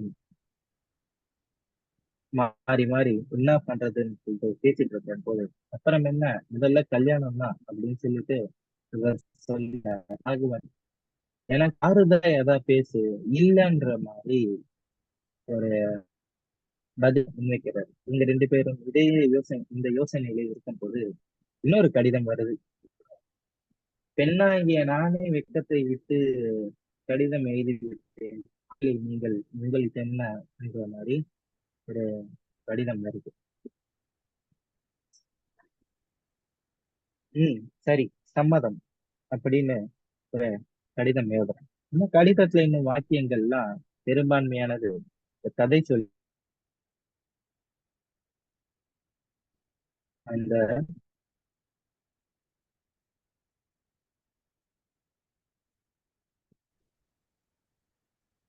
மன்னிக்கணும்.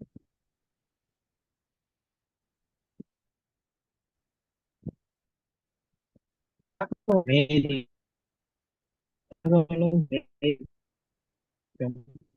தனியா தனியா ஒரு மத்திய மேலே இலக்கிய அறங்கள்ல நூலகத்தை படிச்சு பேசுவது மேரி அப்பேற்பட்டவரோட மேல அபிப்பிராயம் எதிர்பார்ப்பு எனக்கு மிக்க ஒரு வகை மிகவும் மறுநாள் காலையில ராகவன் இந்த கதை சொல்லப்பட்டதுன்னா ஒரு மரத்தடியில வந்து நின்னு பேசிட்டு இருக்கும் போது தூரத்துல இருந்து மேரி அவர்கள் உங்களை நோக்கி வராங்க. ஆரம்பத்துல ஒரு தயக்கம் இருந்தாலும் மேரி அவர்கள் வந்து உங்களை நோக்கி வராங்க. அப்போது அவங்க சொல்றாங்க,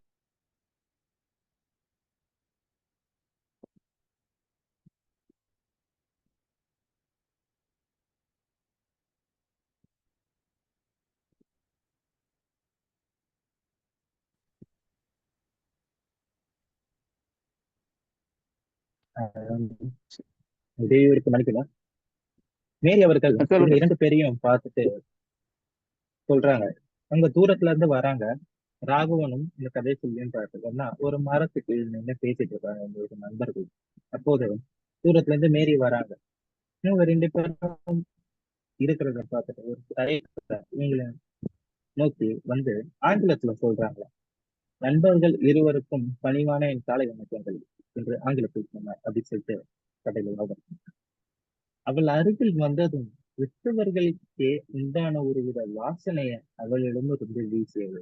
இதுல இருந்து முழுக்க தெரியுது மேரி அவர்கள் வந்து ஒரு கிறிஸ்துவர். இந்த கதாபாத்திரத்துல மேரி அவர்கள் வந்து கிறிஸ்துவரா இருக்கிறார். கண்களை பார்த்ததும் இரவில் அவள் தூங்கவில்லை என்று தெரிந்தது. அவங்க கண்கள் பாத்தீங்கன்னா மிகவும் ஒரு தூக்கமின்மையோட இருந்தது.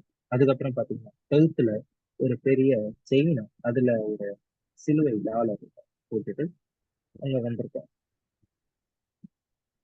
அவங்க ஒரு சிறிய பாதம், அவங்களுடைய பாதமான சிறிய பாதமா இருந்திருக்கு. அதுல ஒரு காலணி அணிந்திருக்காங்க.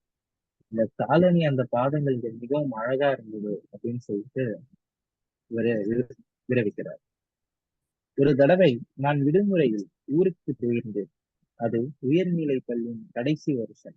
லட்சுமி மனுஷியானதற்கு பிறகு அப்போதுதான் முதலில் அந்த ஊருக்கு வருகிறது. என்னுடைய வீட்டிற்கு 4 வீடு தள்ளித்தான் அதே தெருவில் லட்சுமியின் வீடும் இருக்கிறது. அவங்களுடைய மாமாவுடைய வீடு பாத்தீங்கன்னா அந்த கதை சொல்லியுடைய மாமா அவர்களுடைய வீடும் பாத்தீங்கன்னா அந்த கதை சொல்லியின் வீடு இருக்கக்கூடிய தெருவில் ஒரு 4 வீடு தள்ளிதான் இருக்குது. ஆனா லட்சுமி அவர்கள் சிறு வயதிலிருந்து பெரிய மனுஷி ஆகி அப்பதான் முதல்ல பார்க்க போறாங்க. இந்த கதை சொல்லி அவர்கள் வந்து பார்க்க போறாரு. அப்போ என்ன ஆகுதுன்னு பாத்தீங்கன்னா அவங்க வீட்டுக்கிட்ட ஒரே பலகையால ஆன ஒரு பெஞ்ச் ஒண்ணு போட்டு வச்சிருந்திருக்கிறாங்க. அதுக்கப்புறம் இந்த நாற்காலியில அமரக்கூடியவங்களுக்கும் சரி, இந்த வீட்டுல புழங்கக்கூடியவங்களுக்கும் சரி, அவங்கள இருந்து இன்னொரு பகுதியை தடுக்கிற மாதிரி ஒரு நீல கதவு மாதிரி ஒரு நீல திரையை வந்து உண்டாக்கியிருக்கிறாங்க. அப்படி ஒரு திரையை வந்து உண்டாக்கியிருக்கிறாங்க. மறிக்கொழுந்து மல்லிகை பூவும் மறிக்கொழுந்தும் கலந்த வாசனை வந்தது. அவங்களுடைய மனைவியான லட்சுமி அவர்களை முதல்ல வயது அடைந்த லட்சுமி அவர்களை முதல்ல பார்க்கும் போகும்போது அவருக்கு மறிக்கொழுந்தும் மல்லிகை பூவும் கலந்த ஒரு வாசனை வந்திருக்கு. அவர் என்ன சொல்றாருன்னு பாத்தீங்கன்னா, இந்த வாசனைய அவர் எங்க நுகர்ந்தாலும் அந்த நாள் அப்புறம் அன்னைக்கு பார்த்த லட்சுமி அவர்களுடைய ஞாபகம் தான் அவருக்கு எப்பயுமே வரணும். கால்ல மஞ்சள் தேய்ச்சிருந்தாலும் நிக்கிறப்ப ரத்தம் பிதுங்கக்கூடிய செவப்ப அவரால் அவங்களுடைய கால்ல பார்க்க முடிஞ்சிருக்கு. மருதாணி போட்டும் இருக்காங்க. மிகவுமே அழகாக இருந்திருக்கிறாங்க. சிறு சிரிப்பு சத்தம் கேட்டு சுதாரித்தேன். ராகவன் என் தோள் மீது கையை வைத்தான். அதாவது இவங்களை பார்க்கும்போது இந்த கதை சொல்லியானவர் அவர் முன்னாடி என்ன அனுபவித்தாரோ, இவருடைய வாழ்க்கையில நடந்த ஒரு கற்பனைக்கு போயிருக்காரு. இவர் அந்த கற்பனையில இருக்கும் போது இவருடைய நண்பரானவர் அவர் மீது கை வைத்து ஒரு சிரிப்பு சத்தத்தை கொடுத்திருக்காரு. அப்போதான் இவர் சுதாரிச்சுக்கிறாரு, இவரு இங்க இருக்காரு அப்படின்னு சொல்லிட்டு. ராகவன் மேரி திருமணம் முடிந்தது. பதிவு பத்திரத்தில் நான் சாட்சி கையெழுத்திட்டேன். அதாவது இந்த விஷயத்துல இருந்து நம்ம என்ன தெரிஞ்சுக்கலாம்னு பார்த்தீங்கன்னா, ராகவனுக்கும் மேரிக்கும் பதிவு திருமணம் தான் ஆயிருக்கு. அத மிக தெளிவா சொல்றேன். ராகவன் வீட்டில் இந்த திருமணம் பெரும் புயலை உண்டாக்கிவிட்டது. ராகவன் மற்ற மதத்தினரை கல்யாணம் பண்ணிக்கிட்டதாலோ இல்ல இந்த பதிவு பத்திரம் பண்ணதாலோ ஏதோ ஒரு விஷயம் அவங்க வீட்டுல பாத்தீங்கன்னா மிகப்பெரிய ஒரு அதிர்வலையை உண்டாகி ஒரு மிகப்பெரிய பிரச்சனை ஆகிவிட்டது. அதனால தப்பியிருக்க வேட்டி சட்டையோட மேரியோட வீட்டுக்கு செல்லக்கூடிய ஒரு நிலைமை ராகவனுக்கு ஏற்படுது. இதையெல்லாம் மிகவும் பொறுமையாக கவனித்துக் கொண்டு ரசித்துக் கொண்டு இருக்கிறார் மேரியுடைய தகப்பனார். அவர் ஒரு பாதிரியார். அப்புறம் என்ன ஆகும்னு பாத்தீங்கன்னா, இவங்களுடைய கல்லூரி வாழ்க்கை முடியுது. உத்தியோக வாழ்க்கை பிறந்தது. கதை சொல்லியுடைய உத்தியோகமே என்னன்னு பாத்தீங்கன்னா வியாபாரம் தான். ஆனா மேரியும் ராகவனும் வியாபாரங்களுடைய உத்தியோகத்தை தேடுறாங்க. இவங்க 2 பேரும் தேடக்கூடிய நேரங்கள்ல இந்த காதல் ஜோடிகளான மிகவும் சந்தோஷமாக அவங்களுடைய திருமண வாழ்க்கைய வாழ்ந்துட்டு வராங்க. இவரை எப்படி கூறுறாரு பாருங்க. கை கோர்த்து கொண்டு பறந்தார்கள், வானத்தில் மிதந்தார்கள். அவர்கள் இருவரையும் சேர்த்து பார்க்கும் போது எனக்கு ஜோடி புறாக்கள் நினைவுகள் தான் வரும். அவர்கள் இருவரையும் விட உண்மையில் அதிக சந்தோஷம் அடைந்தது நானேதான். அவர் என்ன சொல்றாருன்னா, இவங்க 2 பேரும் இணைந்து இருக்கிறது, இவங்க 2 பேரும் சிரித்து மகிழ்வது பாத்தீங்கன்னா இவருக்கு தான் ரொம்ப அதிகமான சந்தோஷத்தை தருது. இவங்க 2 பேரை பார்க்கும்போது ஜோடி புறாக்களை பார்க்கக்கூடிய ஒரு மகிழ்ச்சி இவருக்கு தருது அப்படின்னு சொல்லிட்டு சொல்றாரு. வாய்க்கு வாய் லட்சுமியிடம் அவர்கள் இணை வாழ்க்கையை பற்றி தான் பேசிக் கொண்டிருக்கிறார். லட்சுமி கிட்ட, அதாவது இந்த கதை சொல்லின் மனைவி கிட்ட இவருடைய நண்பரின் வாழ்க்கையை பற்றி மிகவும் சந்தோஷமா பகிர்ந்துப்பாராம். அவர் பகிர்ந்துக்கிறப்ப அவங்க மனைவியாரும் மிகவும் சந்தோஷத்துடன் அப்படியா அப்படின்ற வார்த்தைகளை போட்டு மிகவும் சந்தோஷமாக அவருடைய சந்தோஷத்தை பகிர்ந்துக்கிறாங்க. கல்யாணமாகி பல நாள் கழித்து அந்த காதல் தம்பதிகளை என் வீட்டுக்கு அழைத்து இவங்க 2 பேருக்கும் கல்யாணமாகி ரொம்ப நாளுக்கு அப்புறம் இவரோட வீட்டுக்கு அழைக்கிறாங்க. ஏன் அப்படின்னு சொல்லிட்டு அவர் சொல்றாரு, இந்த கதை சொல்லியுடைய மனைவி அதாவது லட்சுமி அவர்கள் பார்த்தீங்கன்னா இவரோட சேர்ந்து வெளியில வர்றது தவிர்த்து இருக்கிறாங்க. இவருக்கு ஒரு பெரிய ஆசை. இப்போ பேருந்து செல்லும் போது அழகாக பேசிக்கொண்டு சிரித்து கொண்டு பயணிக்கக்கூடிய ஜோடிகளை பார்க்கும் போதும் சரி, கடல் கரையில விளையாடி மகிழக்கூடிய ஜோடிகளை பார்க்கும் போதும் சரி மிகவும் ஆசை அடைவார். அதை பார்த்து ரொம்ப சந்தோஷப்படுறவரா இருக்காரு. ஆனா லட்சுமியானவர்கள் ஒரு சின்ன ஒரு புன்னகையோட இதை கடந்து போறவங்களா இருக்கிறாங்க. அதனால முதல்ல இந்த காதல் தம்பதிகளை அவர் வீட்டுக்கு அழைக்கும் போது ஆர்த்தி எடுக்கிறாங்க லட்சுமி. ஆர்த்தி எடுக்கிறதே மேரிக்கு ஒரு பெரிய அதிசயமா இருக்கு. அதை விட இந்த வாசல்ல போடப்பட்டிருக்கக்கூடிய கோலமானது மேரிய ஆச்சரியத்துல ஆக்குது. அவங்க கேக்குறாங்களா, ஒரே லட்சுமி அவர்களிடம் மேரி கேக்குறாங்களா, அது எப்படி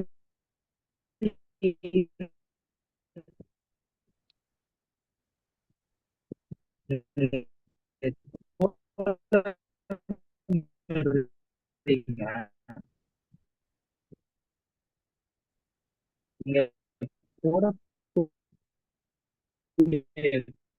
கோடுகளானது சிறிது கூட மாறாம பார்த்தபடியே எப்படி வரைந்து முடிக்கிறீங்க அப்படின்னு கேட்டு உங்களுடைய கையை வந்து ஒரு ஏதோ ஒரு அதிசயத்தை பாக்குற மாதிரி லட்சுமியோட கையை பாக்குறாங்க. அந்த கோலத்தை விட அவங்க வீட்டுல அவங்க சமைச்சிருக்கக்கூடிய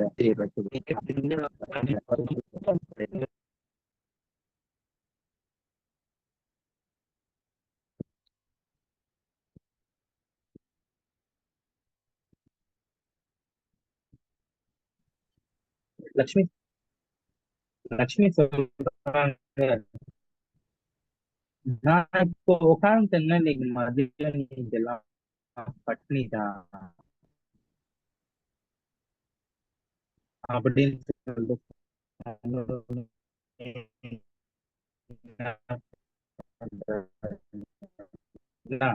கட்டுக்கு போறப்ப மீறிக்கும் அப்படின்னு சொல்லிட்டு ஒரு கிராமிய பாஷையில பதில் சொல்றாங்க.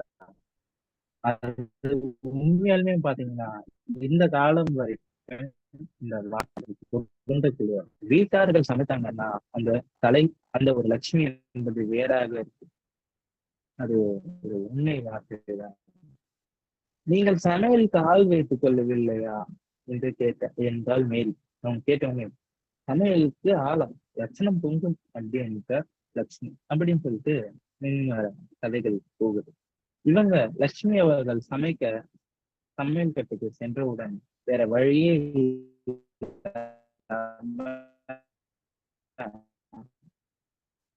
மேரியும் போறாங்க. மேரி அந்த மேரியோடைய கணவரை பிரிஞ்சு போனது அவருடைய கணவருக்கு பாத்தீங்கன்னா ஏதோ ஒரு கையை பிச்சு எடுத்துட்டு போன மாதிரி ஒரு பெரிய கஷ்டமா இருந்துச்சு. இந்த கதை சொல்லி அவர்கிட்ட பாத்தீங்கன்னா, ஆனா அவரு அந்த மேரி அவர்கள் கொஞ்சம் தூரம் போனதுக்கே சோகம் அடைந்து என்ன பண்றது பாத்தீங்கன்னா ஒரு நாற்காலி மேல கால் போட்டுட்டு ஈசி சேர்ல முன்னாடி சாஞ்சி படுத்து தூங்க ஆரம்பிக்கிறார்.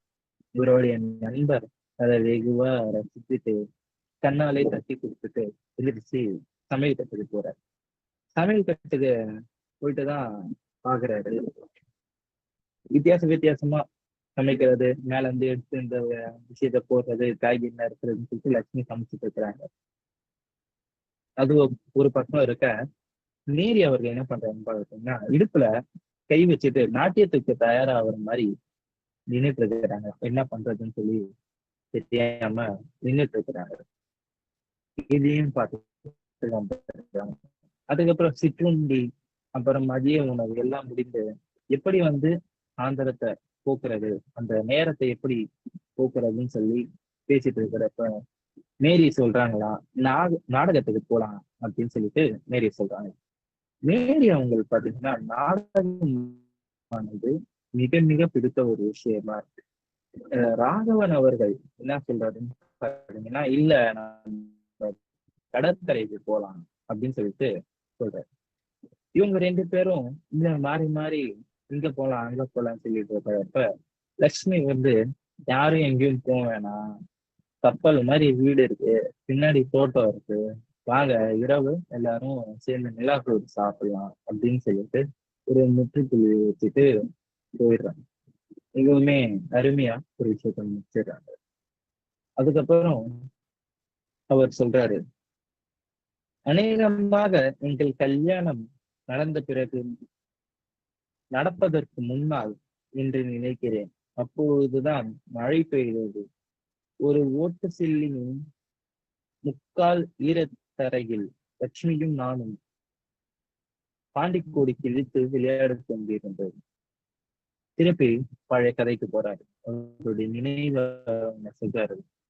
மழை பெஞ்சிருக்கிறப்ப அரை பாதி தர ஈரமா இருக்கு, அந்த மீன் காஞ்சும் இருக்க ஈரமாவும் இருக்கு. அந்த மாதிரி ஒரு நிலையில இந்த பாண்டிக்கோடுன்ற ஒரு சில்லி ஆட்டம் மாதிரி ஆடுறாங்க.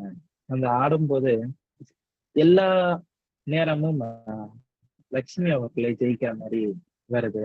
இது இவருக்கு ஒரு மாதிரி சினத்தை உண்டாகுது. அதுக்கப்புறம் என்ன பண்றாங்க லட்சுமி அவர்கள், சரி நீ ஆடு அப்படின்னு சொல்லிட்டு விட்டு கொடுக்குறாங்க. அதுக்கப்புறம் இவர் என்ன பண்றாரு, கண்ணை மூடிட்டு விளையாட ஆரம்பிக்கிறாரு. கரெக்டா போயிட்டு சரியா போயிட்டு கோடு கிழிச்சிருக்கிற கோட்டு மேலே கால் வச்சுட்டு ரைட்டா அப்படின்னு சொல்லிட்டு கேக்குறாராம். அதுக்கு லட்சுமி அவர்களும் ரைட்டு ரைட்டு அப்படின்னு சொல்லிட்டு பதில் சொல்றாங்க. ஆனா கண்ணை கட்டி இருந்தாலும் இவருடைய கால் இந்த தரையில இருக்கக்கூடிய அந்த நிகழ்வை வச்சு இவர் கோட்டு மேலதான் இருக்காருன்றத இவர் தெரிஞ்சுக்கிறாரு. இருந்தாலும் ஒரு மகிழ்ச்சியை திருப்பியும் கேக்குறாராம். ரைட் அப்படின்னு சொல்லிட்டு அவங்க சொல்றாங்க. ரைட். இதுக்கப்புறம் கேக்குறாராம், உடைய உடையும் தான் பூனா அப்படின்றாங்க. அதுக்கப்புறம் அதுக்கப்புறம் என்ன ஆகுதுன்னு பாத்தீங்கன்னா, ரொம்ப நாள் கழித்து இவங்க லக்ஷ்மியும் ஆஹ், கதை சொல்லியும் பாத்தீங்கன்னா அவங்களுடைய நண்பர்களுடைய வீட்டுக்கு போறாங்க. ஏன்னு பாத்தீங்கன்னா இவங்க 2 பேரும் வேலை தேடிட்டு இருந்தாங்கல்ல, இந்த வேலை காரணமாக இந்த ஊரை விட்டு இந்த காதல் தம்பதியுடன் வெளியூருக்கு போறாங்க. வெளியூர்னா சொந்த ஊரை விட்டு வேற ஊருக்கு போறாங்க.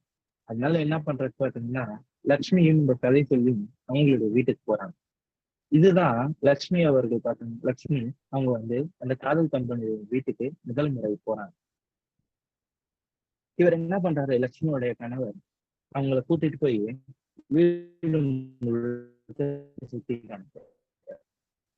வீடு முழுக்க சுத்தி காமிச்சுட்டு ஒரு அறைக்கு கூட்டிட்டு போறாரு. அப்ப லட்சுமி இருக்காங்க. லட்சுமி அதை எப்படி வரவேற்கிறான்னு பாரு.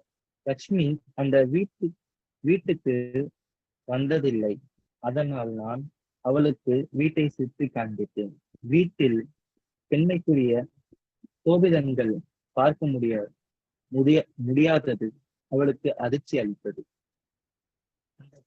அந்த வீட்டுல பாத்தீங்கன்னா ஒரு பெண் இருக்கக்கூடிய அடையாளம், அந்த லக்ஷ்மி என்பது இல்லாதது லக்ஷ்மிக்கு மிகவும் ஒரு ஆச்சரியத்தை அளிக்குது அப்படின்னு சொல்லிட்டு சொல்றாங்க.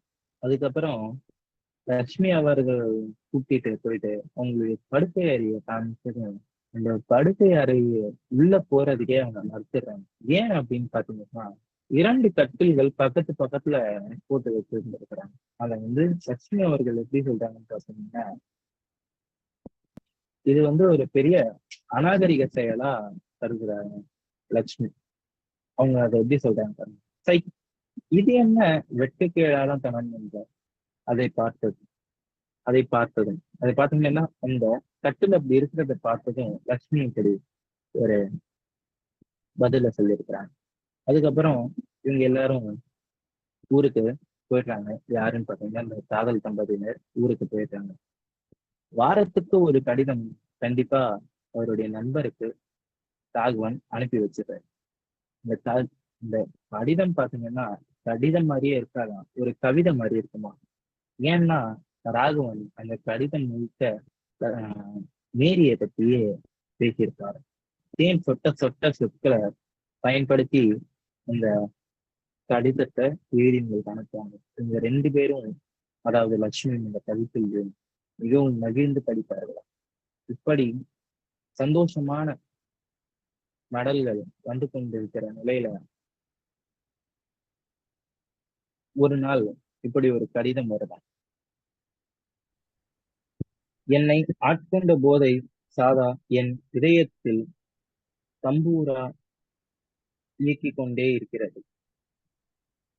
துக்கத்திலும் கூட கனவுகளும் அந்த மாதிரியே காணும்படி இருக்கிறது. போன ஜென்மத்தில் அவளும் நானும் ஜோடி புறாக்களாக பிறந்திருப்போம். துக்கத்திலும் அதெல்லாம் ஞாபகத்துக்கு வருகிறது. இப்படி ஒரு கடிதத்தில் எழுதியிருந்தது அப்படின்னு சொல்லிட்டு சொல்றேன். இந்த பெண்ணை இப்படியெல்லாம் செய்யும் தான் அப்படின்னு சொல்லிட்டு மனசுல நினைச்சுக்கிறேன். கொஞ்ச நாள் கழிச்சு இன்னொரு கடிதம் வருது. ராஜா, இந்த 1 வாரமாக தான் படுக்கைத்தான். உடம்பு என்னவெல்லாமோ செய்கிறது. ஆகார விஷயத்தில் நான் மிகவும் சங்கடம் அடைகிறேன் என்று எழுதுறார். இவருக்கு சாப்பாடு சரியில்லை அப்படின்ற ஒரு விஷயத்தையும் முன்வைக்கிறாரு. அதுக்கப்புறம் அவரு பின்வரும் விஷயத்துல சொல்றாரு, மேரி அவர்களுக்கு காரம் என்பது ரொம்ப பிடிக்கும். இவருக்கு காரமற்ற உணவு பாத்தீங்கன்னா பிடிக்கும் அப்படின்னு சொல்லிட்டு சொல்றாரு. தினமும் பாத்தீங்கன்னா 2 வகையான சமையல் செய்ய முடியாது அப்படின்லாம் சொல்லிட்டு வர்றாரு. இது இந்த மாதிரி படிக்கக்கூடிய விஷயமானது ராஜாவுக்கு மிகவும் கஷ்டமா இருக்கு. அதுக்கப்புறம் இன்னொரு கடிதத்தை இன்னும் கொஞ்ச நாள் கழிச்சு எழுதாரு. மேரி எனக்கு ஒரு பிரச்சனை ஆகிவிட்டால் அவளை அவளை பொறுத்தவரை தானும் அப்படியே தோன்றுகிறேன். அவளுக்கு எந்த சைத்தான் வந்து என்ன என்ன செய்தது என்று தெரியவில்லை. கண்களுக்கு தெரியாத வில்லன் வந்து ஊடுருவி விட்டான் அப்படின்னு சொல்றாரு. இவங்க 2 பேருக்குள்ளயும் மிகப்பெரிய சண்டை சச்சரவா இருக்குது. இந்த தெரிஞ்சுக்கிட்ட இவருடைய நண்பரானவர் என்ன பண்றதுன்னு பாத்தீங்கன்னா, இவங்க 2 பேரை நேர்ல போய் சந்திக்கணும்னு சொல்லிட்டு ஒரு கடிதம் எழுதுறாரு. இந்த கடிதத்துக்கு அவர் திருப்பி பதில் அளிக்கிறாரு. எதிர்பார்ப்பதெல்லாம் நடக்காது அப்படின்னு சொல்ற மாதிரி ஒரு கடிதம் எழுதுறாரு. அதுக்கப்புறம் இவங்க 2 பேருக்குள்ள எப்படியோ ஒரு கஷ்டத்தை கஷ்டமான சூழ்நிலை போயிட்டு இருக்கிறதுனால இந்த கதை சொல்லி அனைவர் என்ன பண்றாருன்னா, அவருடைய கஷ்டத்தையும் பார்க்காம அவங்க 2 பேரை போய் சந்திக்கிறது கிளம்புறாரு. இப்படி கிளம்பி திருச்சி திருச்சியில் போறப்ப மேரியுடைய அப்பாவை வழியில பாக்குறேன். மேரியுடைய அப்பாவை வழியில பார்த்துட்டு பேசலாம்னு பார்த்தா மேரியுடைய அப்பா எதுவுமே பேசல. இவருடைய கையை பிடிச்சிட்டு அமைதியா நிக்கிறாரு. சரின்னு சொல்லிட்டு உணவு எடுத்து கூப்பிட்டு வர்றாரு. வாங்கின பொருட்கள் எல்லாம் அப்படியே முன்ன இருக்கு. ஆனா அவர் வந்து எதுவுமே பேச மறுக்கல. அதாவது ராகவனுக்கும் மேரிக்கும் இடையில இருக்கக்கூடிய சண்டைகளை பத்தி எதுவுமே அவர் சொல்ல விரும்பல. அதுக்கப்புறம் இவங்க 2 பேரும் உட்கார்ந்துருக்கப்ப அவரு பேச ஆரம்பிக்கிறாராம். இந்த மாதிரி ஒரு சூழ்நிலையில என்னுடைய மனைவி கூட இல்லாம போயிட்டாங்க அப்படின்னு சொல்லிட்டு பேச ஆரம்பிக்கிறாரு. அதுக்கப்புறம் ராஜாவுடைய வணிக விஷயங்களை பத்தி விசாரிக்கிறாரு. லட்சுமி அவர்களை பத்தி விசாரிக்கிறேன். அப்புறம் திருப்பி போறாங்க. ரயில் கிளம்பும் போது அவர் சொல்லிட்டு போறாராம், உங்களை மாதிரி ஒரு நண்பர் கிடைக்கிறதுக்கு அவங்களும் சரி நானும் சரி மிகவும் கொடுத்து வச்சிருக்கணும். உங்களுடைய மனைவி அவர்களுக்கு ஆஹ் இறைவனுடைய அருளானது என்றுக்கும் இருக்கும் அப்படின்னு சொல்லிட்டு போறாரு. அதுக்கப்புறம் பாத்தீங்கன்னா ராஜா அவர்கள், அதாவது இந்த கதை சொல்லி அவர்கள் அவருடைய நண்பர் வீட்டுக்கு போறாரு. போனாங்கன்னா இருள்ல மெழுகுவர்த்தி வச்சுட்டு மேரி அவர்கள் வந்து பிரார்த்தனை செஞ்சுட்டு இருக்கிறாங்க. அப்ப என்ன பண்றாங்கன்னா, ராஜா அவர்கள் காத்திருக்கிறாரு. மேரி வேணாம். மேரி வந்து பேசுறாங்க. அழுதுட்டே பேசுறாங்க. அப்ப பாத்தீங்கன்னா இவருடைய நண்பர் ராகவன் வந்து வீட்டுக்குள்ள வராரு.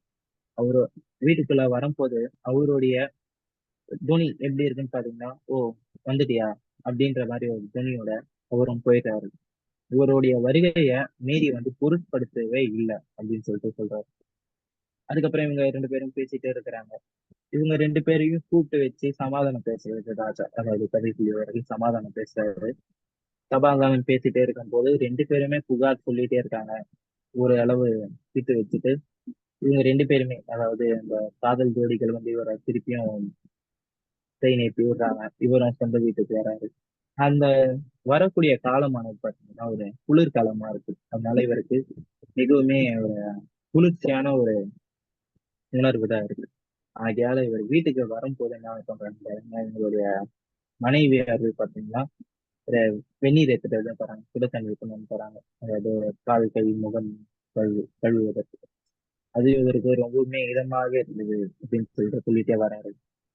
அதுக்கப்புறம் என்ன தெரியல, மேரி சாரி லக்ஷ்மி அவர்கள் பாத்தீங்கன்னா இவரு மனசுல என்ன நினைக்கிறாருன்றது லக்ஷ்மிக்கு தெரிஞ்சிடுச்சா அப்படின்னு சொல்லிட்டு நினைக்கிறேன். ஏன்னு பாத்தீங்கன்னா லக்ஷ்மி அவர்கள் வந்து எதையுமே இதை பத்தி எதுவுமே கேட்டுக்கவே இல்லை. அப்புறம் சொல்றாரு.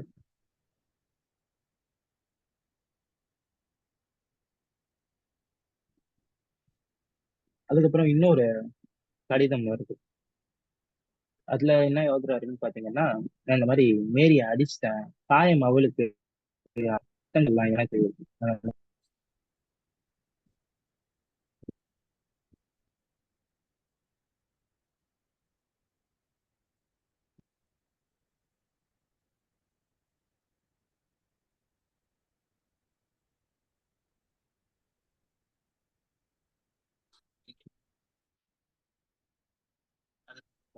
ஐயா சபீர் பார்க்கணும். Mohammed, mike mute. அதுக்கப்புறம் சொல்லுங்க சொல்லுங்க.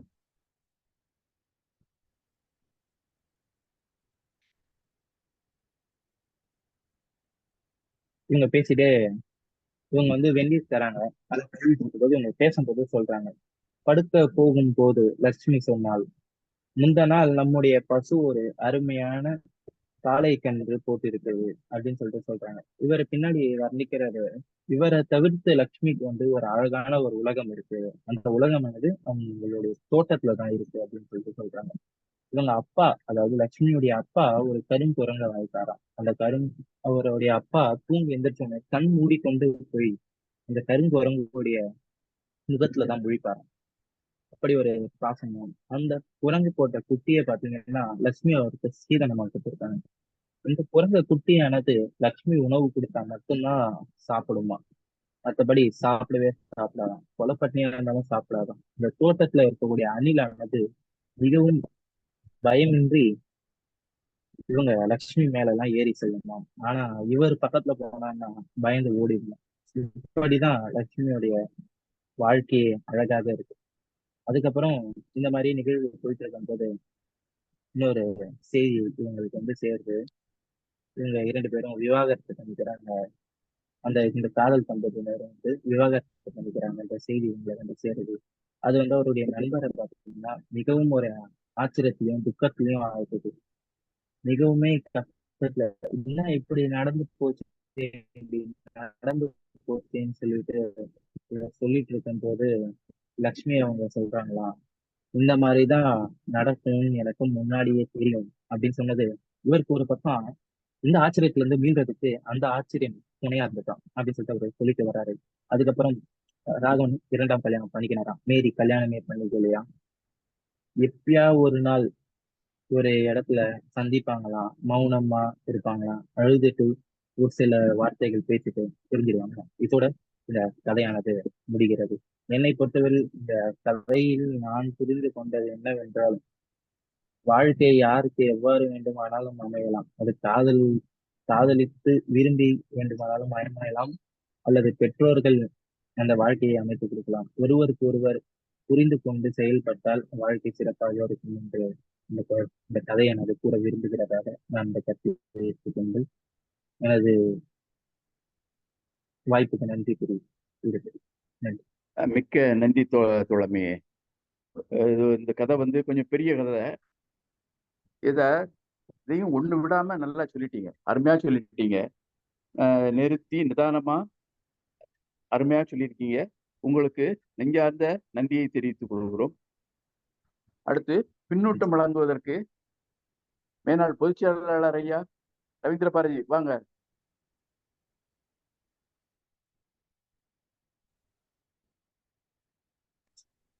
பின்னூட்டத்தால் பெருமை சேர்க்கிற மேனாள் பொதுச் செயலாளர் ஐயா இருக்கீங்களா? இருக்கிறேன். சொல்லுங்க.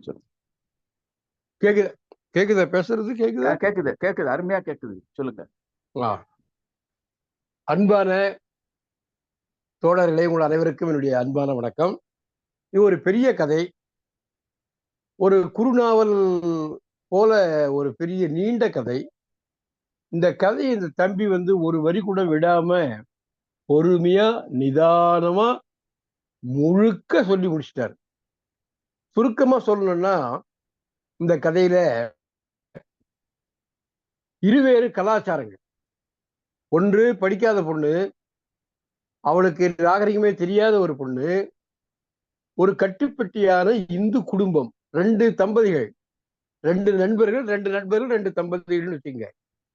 ஒருவரு இந்து குடும்பத்தை சேர்ந்தவர், பெற்றோர்கள் பார்த்து வைக்கிற திருமணம், அது குழந்தை திருமணம் செஞ்சு கொடுத்தவரு. அவ நாகரிகமே இல்லாத ஒரு படிக்காத சாதாரண கிராமத்து பொண்ணு. இந்த வாழ்க்கை வந்து சிறப்பாக இருக்குது. ஆனா படித்தவர்கள் 2 பேரும் படித்தவர்கள். மேரியும் படித்தவர், ராகவனும் படித்தவர். இங்க வந்து இந்த கதை சொல்லி படித்தவர். அந்த பொண்ணு வந்து படிச்சதுல படிக்காதெல்லாம் அதிகம் சொல்லலை. ஏன்னா நம்ம குழந்தையிலே திருமணம்ன்றதுனால அநேகமா படிக்காத குழந்தையா தான் இருக்கும், படிக்காத பொண்ணா தான் இருக்கும். இது ஒரு ஆச்சாரமிக்க குடும்பத்துல, இந்து குடும்பத்துல பிறந்தவங்க. அது கிறிஸ்தவ குடும்பத்துல நடந்த வாழ்க்கை. இந்த இருவேறு கலாச்சார வாழ்க்கையில ஒன்று காதல் திருமணம், இன்னொன்று பெற்றோரால் பார்த்து வைக்கப்பட்ட திருமணம். இந்த பெற்றோரால் பார்த்து நடத்தப்பட்ட திருமணம் வெற்றியடையுது. காதலித்து வேற்று மதத்திலே மதம் மாறிய திருமணம், மத மறுப்பு திருமணம், அந்த திருமணம் வெற்றி அடையல என்று இந்த கதை காட்டுகிறது. அதுல நாம பார்த்து புரிந்து கொள்வது என்னன்னு சொன்னால், இத ராகவனுக்கு ஆரம்பத்திலிருந்தே அந்த காதல்ல ஒரு ஒட்டு இல்லை என்பதை குறிப்பா காட்டுறாரு. ஏன்னா கடிதம் அவளுடைய காதல் கடிதம் வந்த பிறகு கூட தன் நண்பர்கிட்ட கொடுத்துட்டு அவன் ஒரு பொக்குல உட்கார்ந்து இருக்கிறான். அவன் ஒரு உற்சாகத்தோட உட்காரல. அப்போ இவனுக்கு அந்த காதல் ஒரு முழு உடன்பாடு இல்லாத மாதிரி தெரியுது. ஆனா தான் காதலிப்பதை விட தன்னை காதலிப்பவர்கள் வெற்றி பெறுவாங்க என்பது ஒரு உண்மை. அதனால அவளுடைய உறுதியான காதல் வெற்றி அடைஞ்சு திருமணத்துல போய் முடியுது. இவன் இந்த ஒட்டாத மனமுடைய இவன் 2 பேருக்கும் வெவ்வேறு ஆசைகள், வெவ்வேறு விருப்பங்கள், வெவ்வேறு போக்குகள் இருந்தாலும் திருமணத்துல ஒத்து போகலாம். ஏன்னா எல்லாருமே ஒரே மாதிரியான போக்குடையவர்கள் சொல்ல முடியாது. உண்மையான அன்பு இருக்கும் பட்சத்தில் இருவருக்குமே ஒரு திருமணத்துல நிச்சயமா வாழ்க்கையில ஒத்து போக முடியும். ஆனால் அது திருமண விலக்கல போய் முடியுது. அப்ப என்ன இந்த கதை சொல்ல வருது? ஒன்று கட்டுப்பட்டியான இந்து குடும்பம், பெற்றோரால் பார்த்து நடத்தப்பட்ட குடும்பம், குடும்ப வாழ்க்கை வெற்றி பெறுகிறது. இவர்களாக காதலித்து வேற்று கலாச்சாரத்துல போய் இருந்த காதல் வெற்றி பெறவில்லை என்று காட்டுகிறது. இதுல மேரியினுடைய காதல் உறுதியானது. இவன் விலகி விடுதலை ஆயிட்ட உணர்வோட தன்னுடைய இந்து மதத்திலே மறுபடியும் சேர்ந்துக்கிறான். சேர்ந்து இன்னொரு திருமணம் செஞ்சுக்கிறான். ஆனால் அவள் கடைசி வரையில் திருமணம் செய்யவில்லை. அவள் தான் உறுதியானவள், இவன் உறுதியற்றவன். ஆனா இந்த கதை என்ன சொல்ல வருது? வேற்று மதமானாலும் ஒரே மதமானாலும் ஒருவருக்கொருவர் புரிந்து கொண்டு அன்பு செலுத்த வேண்டும், விட்டு கொடுக்க வேண்டும். ஒரு விருப்பங்களை இன்னொருவர் புரிந்து கொண்டு ஏற்றுக்கொள்ள வேண்டும். இவனுக்கு காரம் பிடிக்காது, அவளுக்கு காரம் பிடிக்கும். இது ஒரு பிரச்சனையா? இவனுக்கு பிடிப்பது அவளுக்கு பிடிப்பதில்லை, அவளுக்கு பிடிப்பது இவனுக்கு பிடிப்பதில்லை. இது எல்லாம் மீறி ஒரு உண்மையான அன்பாக இருந்தால், உண்மையான காதல் இருந்தால் வெற்றி பெறும். அவ உண்மையிலே காதலிக்கிறார். அவதான் கழுதி எழுதுறா, நான் பெண் எழுதுகிறேன், உனக்கு விருப்பம் இல்லையானா இவன் அவளுடைய அழகிலும் அவளுடைய அந்த இளம் வயதுக்குள்ளேயே ஒரு பாலின கவர்ச்சியிலும் தான் விழுறானே தவிர உண்மையான காதல் இவனிடத்தில் இல்லை என்பதால் புரிந்து கொள்ள முடிகிறது. எத்தனையோ அக்கா மகளை கட்டிக்கிறவன், மாமகளை கட்டிக்கிற காதல் கல்யாணம் எப்பளோ முடிஞ்சு போயிருக்கு. வேற்று மதத்துல கட்டிக்கிறவங்க, சாதி மறுப்பு திருமணம் செஞ்சவங்க எத்தனையோ வெற்றியும் அடைந்து இருக்கிறது. ஆனால் இந்த கதையில இந்த கட்டுப்பட்டியான இந்து குடும்ப திருமணம் வெற்றி பெறுது, வேற்று கலாச்சாரத்தில் போய் செய்து கொண்ட திருமணம் வெற்றி அடையவில்லை என்று இந்த கதை காட்டுகிறது. ஆனா உண்மையான அன்புதான் வெல்லும் என்பது இந்த லட்சுமியினுடைய கதை காட்டுகிறது. இருந்தாலும் என் மனசுக்கு என்னவோ காதல் திருமணம் தோல்வி என்று சொல்லுகிறதா இந்த கதை என்றுதான் சிந்திக்க வைக்கிறது. காதல் திருமணம் தோல்வி அல்ல, உண்மையான புரிதலும் விட்டு கொடுத்தலும் இருக்கிற திருமணம் தான் வெற்றியடையும் என்றுதான் இந்த கதை மூலம் சொல்ல வருது என்று நினைக்கிறேன். இந்த கதையை ரொம்ப அருமையா சொன்னாரு. அதுக்கு முன்பு தமிழ்மணி அவர்கள் மிக அருமையாக ஒரு கட்டுரை வாசித்தார். கீராவுடனான தன்னுடைய தொடர்பை மிக அருமையாக பதிவு செய்திருந்தார். அதாவது மாற்று கருத்து உடையவர்களையும் இந்த கீரா என்கிற மேம்பட்ட மனித ஆளுமை எப்படி அன்பு செலுத்துகிறது, மாறுபட்ட கருத்துடையவர்களும் எப்படி தன்னுடைய அன்பால் கட்டி பிணைக்கிறது என்பதை அவருடைய ஆளுமையை இன்னும் அதிகமாக்கி இருக்கிறது அவருடைய கட்டுரை. நாளுக்கு நாள் கீராவினுடைய ஆளுமை விகசித்துக் கொண்டே போகிறது, விரிவடைந்து கொண்டே போகிறது. இப்படி ஒரு மேன்மையான ஒரு படைப்பாளியை பெற்ற அந்த கரிசல் மண்ணுக்கு நாம் வணக்கம் செலுத்துவோம். நன்றி, வணக்கம். மிக்க நன்றி ஐயா. அடுத்து அறச்செல்வி அம்மா கையை வைத்திருக்கீங்க, வாங்க. அனைவருக்கும் வணக்கம். சின்னத்தமிழ். இந்த கதை வந்து கொஞ்சம் இப்பவும் நடைமுறையில் நம்ம பார்த்துக்கிட்டு இருக்கிற கதை தான். ஒருவனுக்கு ஒருத்தி. அத வந்து மேரி அம்மா விவாகரத்து பெற்றவுடனும் தனிச்சுதான் வாழ்ந்தாங்க. ஆனா ராகவன் இன்னொரு திருமணம் செஞ்சுக்கிட்டாரு. இந்த இடத்துல காதல் தோத்து போனதா இல்ல ஆண் சுயநலவாதியா இருந்தாரா என்னன்னு புரியல. தனக்கு ஒரு வாழ்க்கை வேணும்னு விரும்பி சேர்ந்தவங்க கடைசியில பிரிஞ்சுட்டாங்க. என்னை பொறுத்த வரைக்கும் ஐயா சொன்ன மாதிரி உண்மையான காதல் ஜெயிக்கும். ஆனா உண்மையான காதலும் இந்த காலத்துல தோத்து போகுது. அவசரப்பட்டு அந்த பாலின கவர்ச்சியில செய்யறதுனால இந்த இதுல வந்து பெரும்பாலான 90% காதல் கதை நிகழ்வுகள் இப்பெல்லாம் ஏண்டா இவளை கட்டிக்கிட்டோம், ஏண்டா இவனை கட்டிக்கிட்டோம், இப்படிதான் 2 பேரும் நினைச்சு ஒரு வாழ்க்கையை நகர்த்துறாங்க. ஒட்டுமொத்தமா சொல்ல போனா தோல்வியில் முடியும் காதல் மட்டுமே வாழ்ந்து கொண்டிருக்கிறது. சேரா காதல் தீரா காதல். இது வந்து இன்னமும் அந்த காலத்திலயும் சரி இந்த காலத்திலயும் சரி.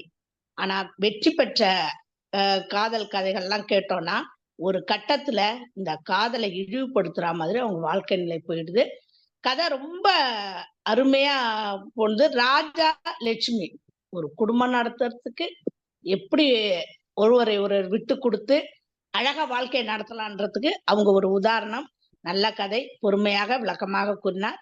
அடுத்து நம்ம சிறப்பு விருந்தினர் மூலம் பல செய்திகளை நீங்கள் சொல்வது போல் நாளுக்கு நாள் தெரிந்து கொண்டோம். வாய்ப்புக்கு நன்றி, வணக்கம். மிக்க நன்றி அம்மா. அடுத்து யாராவது கையை வச்சிருக்கீங்க? பின்னோட்டம் அளிக்க வரீங்களா? ஐயா நான் சொல்றேங்க ஐயா. சொல்லுங்க. வணக்கம். சீன தமிழ்மணி ஐயா அவர்கள் மிகவும் சிறப்பாக தன்னுடைய கருத்துரைகளை எடுத்துரைத்தார். ஒவ்வொரு விஷயத்தையும் தேதி வாரியாகவும் வருட வாரியாகவும் அவ்வளவு அருமையாக எடுத்துவிட்டார். மிகவும் நன்றாக இருந்தது அவர் சொன்ன விதம். கதை சொல்லி அந்த காதல் கதை மென்மையாக நிதானமாக அவருடைய முடிவுகளில் எடுத்துரைத்த பாங்கு சிறப்பு. இந்த காதல் கதையில் காதல் வெற்றி பெற்றதா தோல்வி பெற்றதா தோல்வி அடைந்ததா என்பதை விட எல்லா இடங்களிலும் ஆண்கள் சுயநலமாகவே இருக்கிறார்கள் என்பதே இந்த காதல் கதை எனக்கு காட்டுகிறது. பெண்கள் வந்து எப்போதுமே அவர்களுடைய உள்ளத்தில் ஒருவன் அப்படிங்கிறதா இருக்கு. ஆண்களுக்கு தான் வந்து அந்த பட்டாம்பூச்சி தெரிஞ்சுக்கிறோம். அதுதான் இங்க நடந்திருக்கு, அப்படிதான் சொல்ல முடியும். அப்போ ஆண் பெண் மனநிலையும் அதை காமிக்குது. யாரோ விட்டு கொண்டு போயிருந்தா அந்த காதல் கதை நிச்சயமாக ஜெயிச்சிருக்கும். அதே போல அரசெல்வி அம்மா சொன்னது மாதிரி வெற்றி, அதாவது சேராத காதல் தான் வந்து மாறாத காதலா இருக்குதுன்னு நான் நினைக்கிறேன். ரொம்ப அருமையான கதை. நன்றி, வாய்ப்புக்கு நன்றி. மிக்க நன்றி தோழமே. அடுத்து ரேவதி டீச்சர் கையை வைத்திருக்கீங்க, சொல்லுங்க. சொல்லுங்க. எல்லாருக்கும் வணக்கத்தை தெரிவிச்சுக்கிறேன். நம்ம நடப்பு கால தமிழ் தாத்தா சீன தமிழ்மணி அவர்கள் நம்ம கீரா நயனாவை பத்தி மிக அவங்க பழைய அந்த கருத்துக்களை பூரா எல்லாரும் தெரிஞ்சுக்கிற மாதிரி சொன்னாங்க. ஆதியிலேருந்து அந்த வரைக்கும் சொன்னது நமக்கு தினக்கும் அவங்க கீரா ஐயாவுடைய கதைகள் ஒன்னொன்னையும் கேட்கும்போது அவர் மேல இருக்கக்கூடிய பிரமிப்பு கூடிட்டே போயிட்டே இருக்கு. அடுத்து இந்த கதை சொல்லி தம்பி பெரிய கதை, ஆனா அவர் கரெக்டா எல்லா கருத்துக்களையும் சொல்லிட்டாங்க. அவங்களுக்கு நான் வாழ்த்த சொல்லிக்கிறேன். இந்த கதையுடைய தலைப்பே வந்து ஒரு காதல் கதை. இந்த ஒரு காதல் கதைய எல்லாருமே ராகமே மேரி காதலையா நினைச்சுக்கிடுவாங்க. ஆனா என்னுடைய கருத்து என்ன அப்படின்னா, இதுல முக்கியமாக ராஜாவும் லட்சுமியோடைய காதலை மட்டும்தான் அவங்க நிறைய சொல்லியிருக்காங்க அப்படிங்கிறது எனக்கு படுது. எப்படின்னா, லட்சுமி விவரமே தெரியாத சின்ன வயதுல 7 வயதுலயே அந்த ராஜாவுக்காக அந்த சங்கை விட்டு கொடுக்குறா கல்யாண தண்ணிக்கேமு. அடுத்து ரெண்டாவது வந்து அந்த அங்க மல்லிகைப்பூவும் மறிக்குழந்து வாசம் எங்க அடிச்சாலும் இந்த ராஜாவுக்கு அந்த பொண்ணுடைய ஞாபகமே வருது.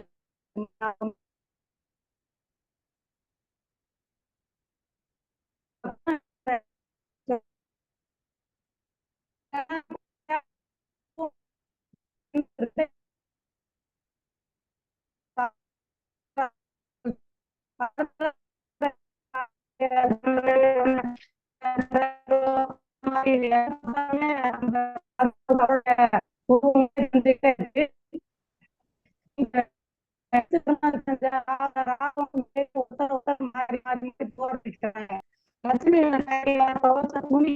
அது ஒரு வாரம் அப்படின்னு சொல்லி நிறைய கருத்து சொல்லிட்டே போகும்போது பார்த்தாங்கன்னா அந்த கதையே ஒரு காதல் கதை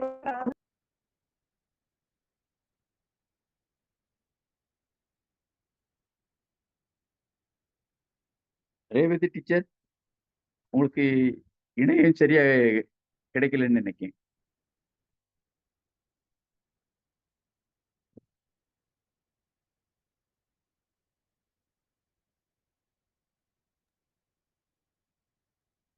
ரேவதி டீச்சர் சொல்றீங்களா? தொடர்ந்து சொல்லுவீங்களா? அவன் ரேவதி பேச்சு சுத்தமா கேட்கல. அடுத்தது ரேவதி, ஐயா மிக்க நன்றி ரேவதி டீச்சர். அடுத்து பொன் ஏழுமலை கையை வைத்திருக்கீங்க, வாங்க பின்னூட்டம் அளிக்க வாங்க. வணக்கம்.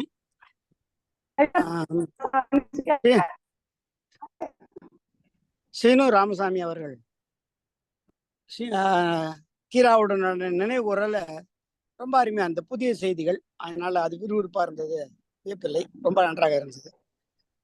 சபீருடைய கதை சொல்லல் ரொம்ப அருமையா இருந்தது, இயல்பா மொழி நடை குரல் எல்லாம் ரொம்ப அருமையா இருந்தது. அந்த உள்ளடக்கத்தை பற்றியான அவருடைய புரிதலுக்கும் என்னுடைய புரிதலுக்குமான ஒரு வேறுபாடு இருக்கு. என்ன அப்படின்னு சொன்னா, 2 இணையர்களை பற்றிய ஒரு புனைவு இது.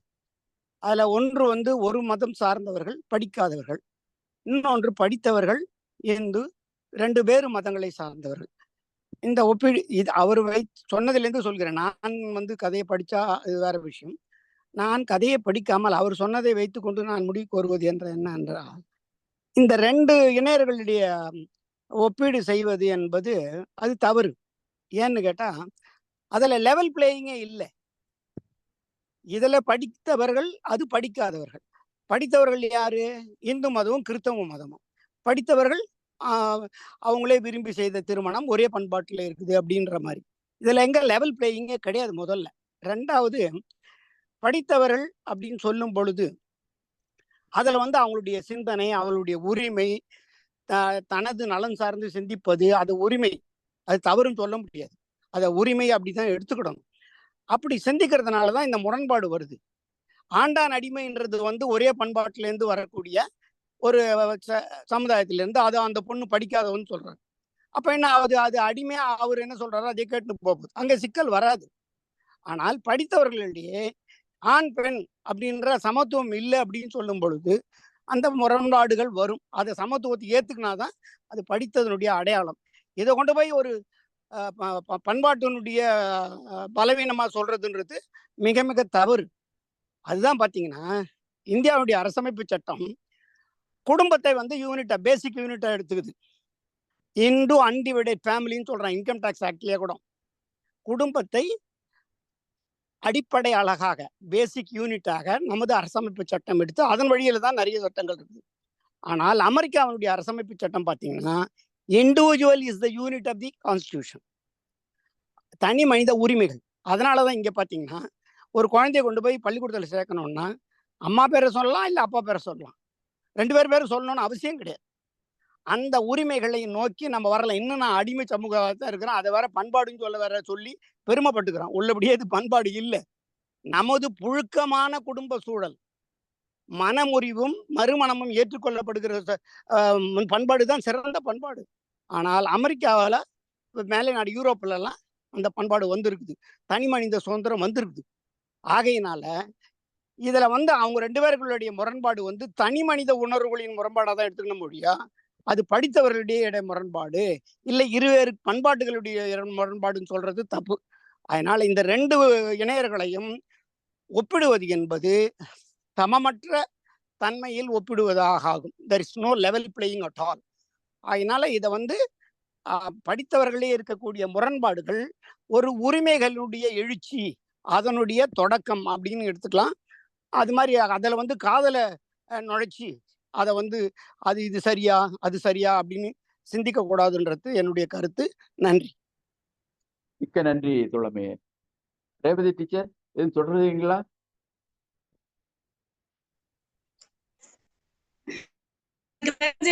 ஒரு எங்க வீட்டு பக்கத்தால அந்த பெண் வந்து முஸ்லிம் சமுதாயத்துல பிறந்திருக்கு.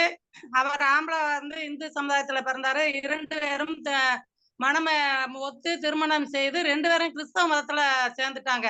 சேர்ந்து நல்லா தான் பிழைக்கிறாங்க. அதுக்கு காதல்ல வந்து மதம் எல்லாம் வந்து இடையில வராது. அது ஒரு சின்ன எடுத்துக்காட்டு நான் சொல்லிக்கிறேன். ரொம்ப நன்றி. மிக்க நன்றி டீச்சர். நேரங்கருதி நிறைவா பொதுச் செயலாளர்கிட்ட போயிடலாம். பொதுச் செயலாளர் டாக்டர் அறம் அவர்களே வாங்க. தோழர்கள் அனைவருக்கும் வணக்கம். இந்த கதை நீங்க வந்து கீராவை பற்றி இலக்கிய ஆளுமைகள் எல்லாம் என்னென்ன பேசியிருக்காங்கன்னு பாத்தீங்கன்னா, இந்துத்துவத்தை தன்னுடைய எழுத்து கொள்கையா